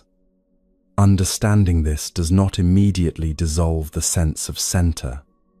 It changes the relationship to it, from taking it as a given to recognizing it as a process that can be observed, and a process that can be observed is a process that can be worked with. What is the cessation of identity? The complete fading and cessation of that craving, its abandonment its relinquishment, its release, she said. When the craving ceases, the identity the craving was constructing ceases with it. What remains is experience continuing, contact, feeling, consciousness, awareness of the present moment, without the compulsive adding of grasping that had been turning each moment of experience into raw material for the construction of a permanent self. The world is still here. Other people are still here. Sensation continues. The difference is in the quality of what meets all of this. The specific compulsion to make each moment serve the ongoing project of being a particular self with particular needs is no longer operating. Experience met without that compulsion carries a quality the tradition describes as bliss, not a pleasant feeling layered over experience, but the quality of a mind that has set something very heavy down and found the setting down to be its own form of relief. What is the path to that cessation? The Noble Eightfold Path, she said. The 8 areas of practice whose logic Kasi Bharadvaja had recognized in the language of his field: careful speech, ethical action, right livelihood, trained effort, developed mindfulness, concentrated attention, and the clear seeing that develops when all these have been cultivated with genuine consistency over genuine time. The path leads toward the quality of experience present before the craving organized itself around the construction of a defended self. In brief moments of genuine practice, it makes that quality available along the way, before any complete attainment has been established, as something the practitioner can recognize from inside their own experience, rather than simply know about from a description. The 4 questions had traced the full arc of the teaching precisely, from what suffering is, to what generates it, to what its cessation means, to how to cultivate the conditions for that cessation. Visakha had received 4 answers that together constituted, without abstraction, a complete account of what was happening in the texture of any ordinary day. Then he asked the question that took the conversation into its deepest territory. Are feelings the same as identity? Or are feelings one thing and identity another? This question appears to be a philosophical clarification, but is actually asking about the precise mechanics of how suffering is generated in the smallest possible unit of experience, the fraction of a second between a feeling arising and what the mind does with it. Feelings are neither identical to identity, Dhammadinna said, nor simply separate from it. The relationship is more specific than either framing captures. Feelings arise in the body through contact. When any sense meets its corresponding object, a feeling arises carrying the basic quality of pleasant, unpleasant, or neither. This feeling is, in itself, simply what it is, an event in experience, arising from specific conditions, passing when those conditions shift. It constructs nothing on its own. It does not produce a self or generate suffering simply by arising and passing. What produces identity from feelings is what the mind does in the moment after they arise, the automatic movement of craving toward the pleasant and away from the unpleasant. The organized activity of grasping, meeting each feeling as it arrives, and treating it as raw material for the ongoing construction of a self who owns the feelings and must manage their implications. Identity is built and reinforced in that meeting, in the fraction of a second between the feeling arising and the habitual reaching following it. Each time this occurs, the construction is reinforced, the sense of a continuous self who has had pleasant experiences and unpleasant experiences and is navigating the stream of them towards something better is generated again, made a little more solid, given a little more history to stand on. Across the thousands of such moments that constitute an ordinary waking day, this process of construction runs so consistently and so automatically that the self it produces feels entirely real, entirely stable, and entirely the kind of thing that manages feelings rather than being produced by them. Consider what this looks like in any ordinary morning.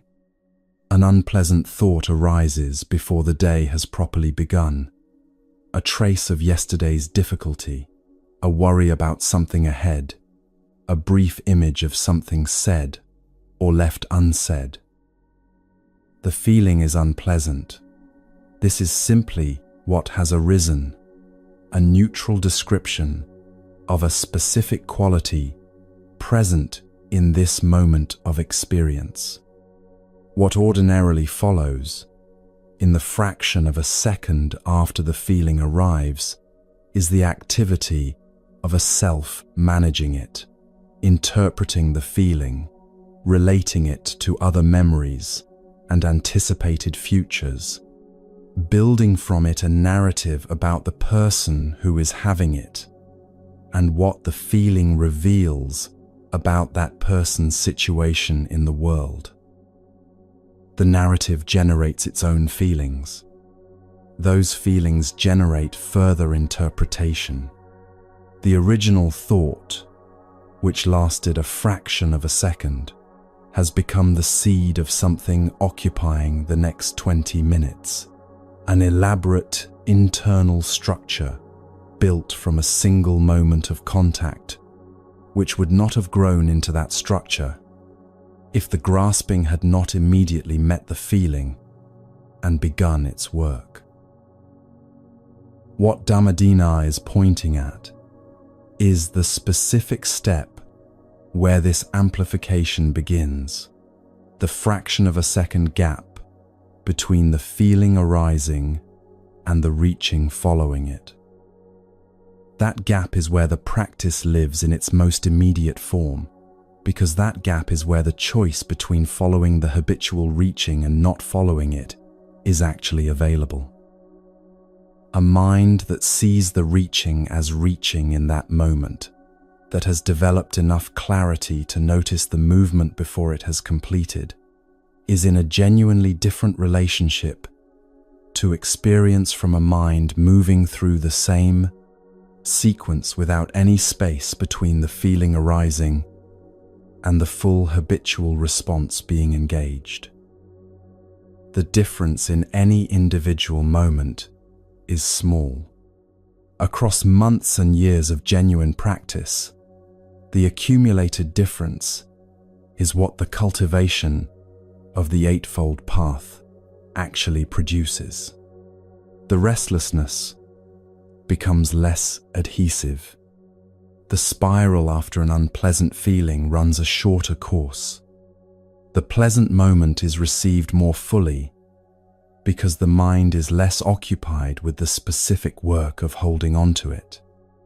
These changes are not dramatic in any single practice session. They are the harvest Kasi Bharadvaja understood when the Buddha described what the cultivation was for. Visakha took everything she had said and went directly to the Buddha. He reported the conversation in full and asked whether Dhammadinna had answered correctly. The Buddha's response is recorded in the text with quiet completeness. "She has answered correctly," he said. "If you had asked me the same questions, I would have given you the same answers. Dhammadinna is wise. She has the capacity to teach the teaching." There is nothing qualified about this confirmation. No asterisk, no modification, no single answer revised or softened. A woman who had been a married laywoman in a Rajagaha household, who had practiced seriously since her ordination, who brought no formal rank or institutional seniority, who had simply brought genuine attention to genuine practice over genuine time, had described the full depth of the Four Noble Truths, down to their most subtle implications, with complete accuracy.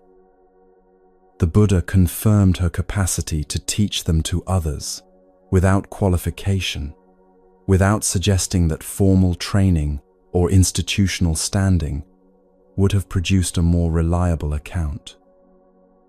Understanding lives wherever the conditions for it have been genuinely met, and the conditions have nothing to do with rank. This confirmation carries something specific for anyone who has listened this far. The teaching does not live in specialized roles or particular lineages, or the formal institutions that have carried it across the centuries.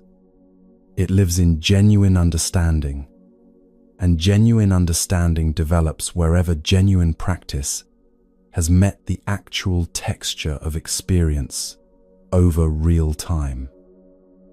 Dhammadinna practiced in the conditions she had. She brought the full quality of her available attention to what the practice asked of her across the years between her ordination and this conversation. What she demonstrated when Visakha came with his questions was the outcome of that work, understanding absorbed so completely into perception that it expressed itself without effort, the way a person with unimpeded sight describes what is simply visible from where they stand. The conversation happened on an ordinary day, in ordinary proximity, between two people who had known each other for years. The depth it reached was not produced by unusual conditions or specially configured circumstances. It was produced by genuine practice, meeting genuine questions in a space where both were taken with full seriousness. That space is available in any morning, in any conversation, in any life that has been bringing genuine attention to what the practice asks. The setting does not need to be formal. The questions do not need to be prepared in advance. The practice simply needs to have been met with the same quality of commitment Dhammadinna brought to it from the morning she left the household, and reorganized entirely around what the understanding required. The mechanism she described operates right now in the experience of anyone listening. Contact is occurring continuously, the body in contact with the temperature of the room, with the surface it is resting on, with the sounds present in whatever space this listening is happening in. Feelings are arising from each of those contacts, each carrying its basic quality of pleasant, unpleasant, or neutral, each lasting a fraction of a second before the next arrives. The habitual reaching is meeting each of them in the way it has met them across years, moving toward the pleasant, away from the unpleasant, past the neutral, in search of something with more content. The gap between the feeling arising and the reaching following it is present in this breath. Practice develops the consistent availability of the awareness that can see that gap before the reaching has completed, not in extraordinary conditions, not in formally configured practice settings only, but in this ordinary hour, in whatever circumstances this listening is embedded in. All 6 sections of this video have been describing the same mechanism from different angles. Vasithi's wandering showed what happens when the organizing center of a life is suddenly gone and the reaching continues without anything to reach.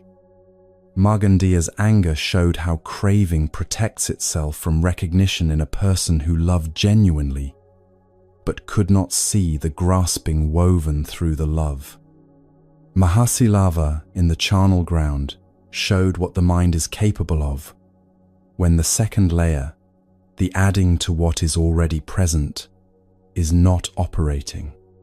Kasi Bharadvaja's field showed the path as cultivation rather than attainment, accessible from exactly where a person currently stands. Pukusati's night in the potter's house showed how months of preparation and a single night of genuine teaching together produce what neither could produce alone. And Damadina sat with her former husband and described the mechanism itself, the specific meeting between feeling and grasping that generates the sense of a self-managing experience, the gap in which that generation can be interrupted, and the quality of what remains when the interruption becomes consistent enough to constitute genuine liberation. The teaching the Buddha organized into 4 parts on the night he first taught it has been in the world for 2,500 years. It met Vasithi on a road. It met a practical farmer standing in his field. It met a wandering stranger on a potter's floor. It is available in the same form in any ordinary morning, in the specific texture of the present moment, in the gap between this feeling and what the mind is about to do with it. That gap is where everything the teaching has described lives in its most immediate and practical form. It is available right now, in this breath, in this moment, in the specific conditions of this particular life, exactly as it currently stands. The conditions are these conditions. The practice begins here.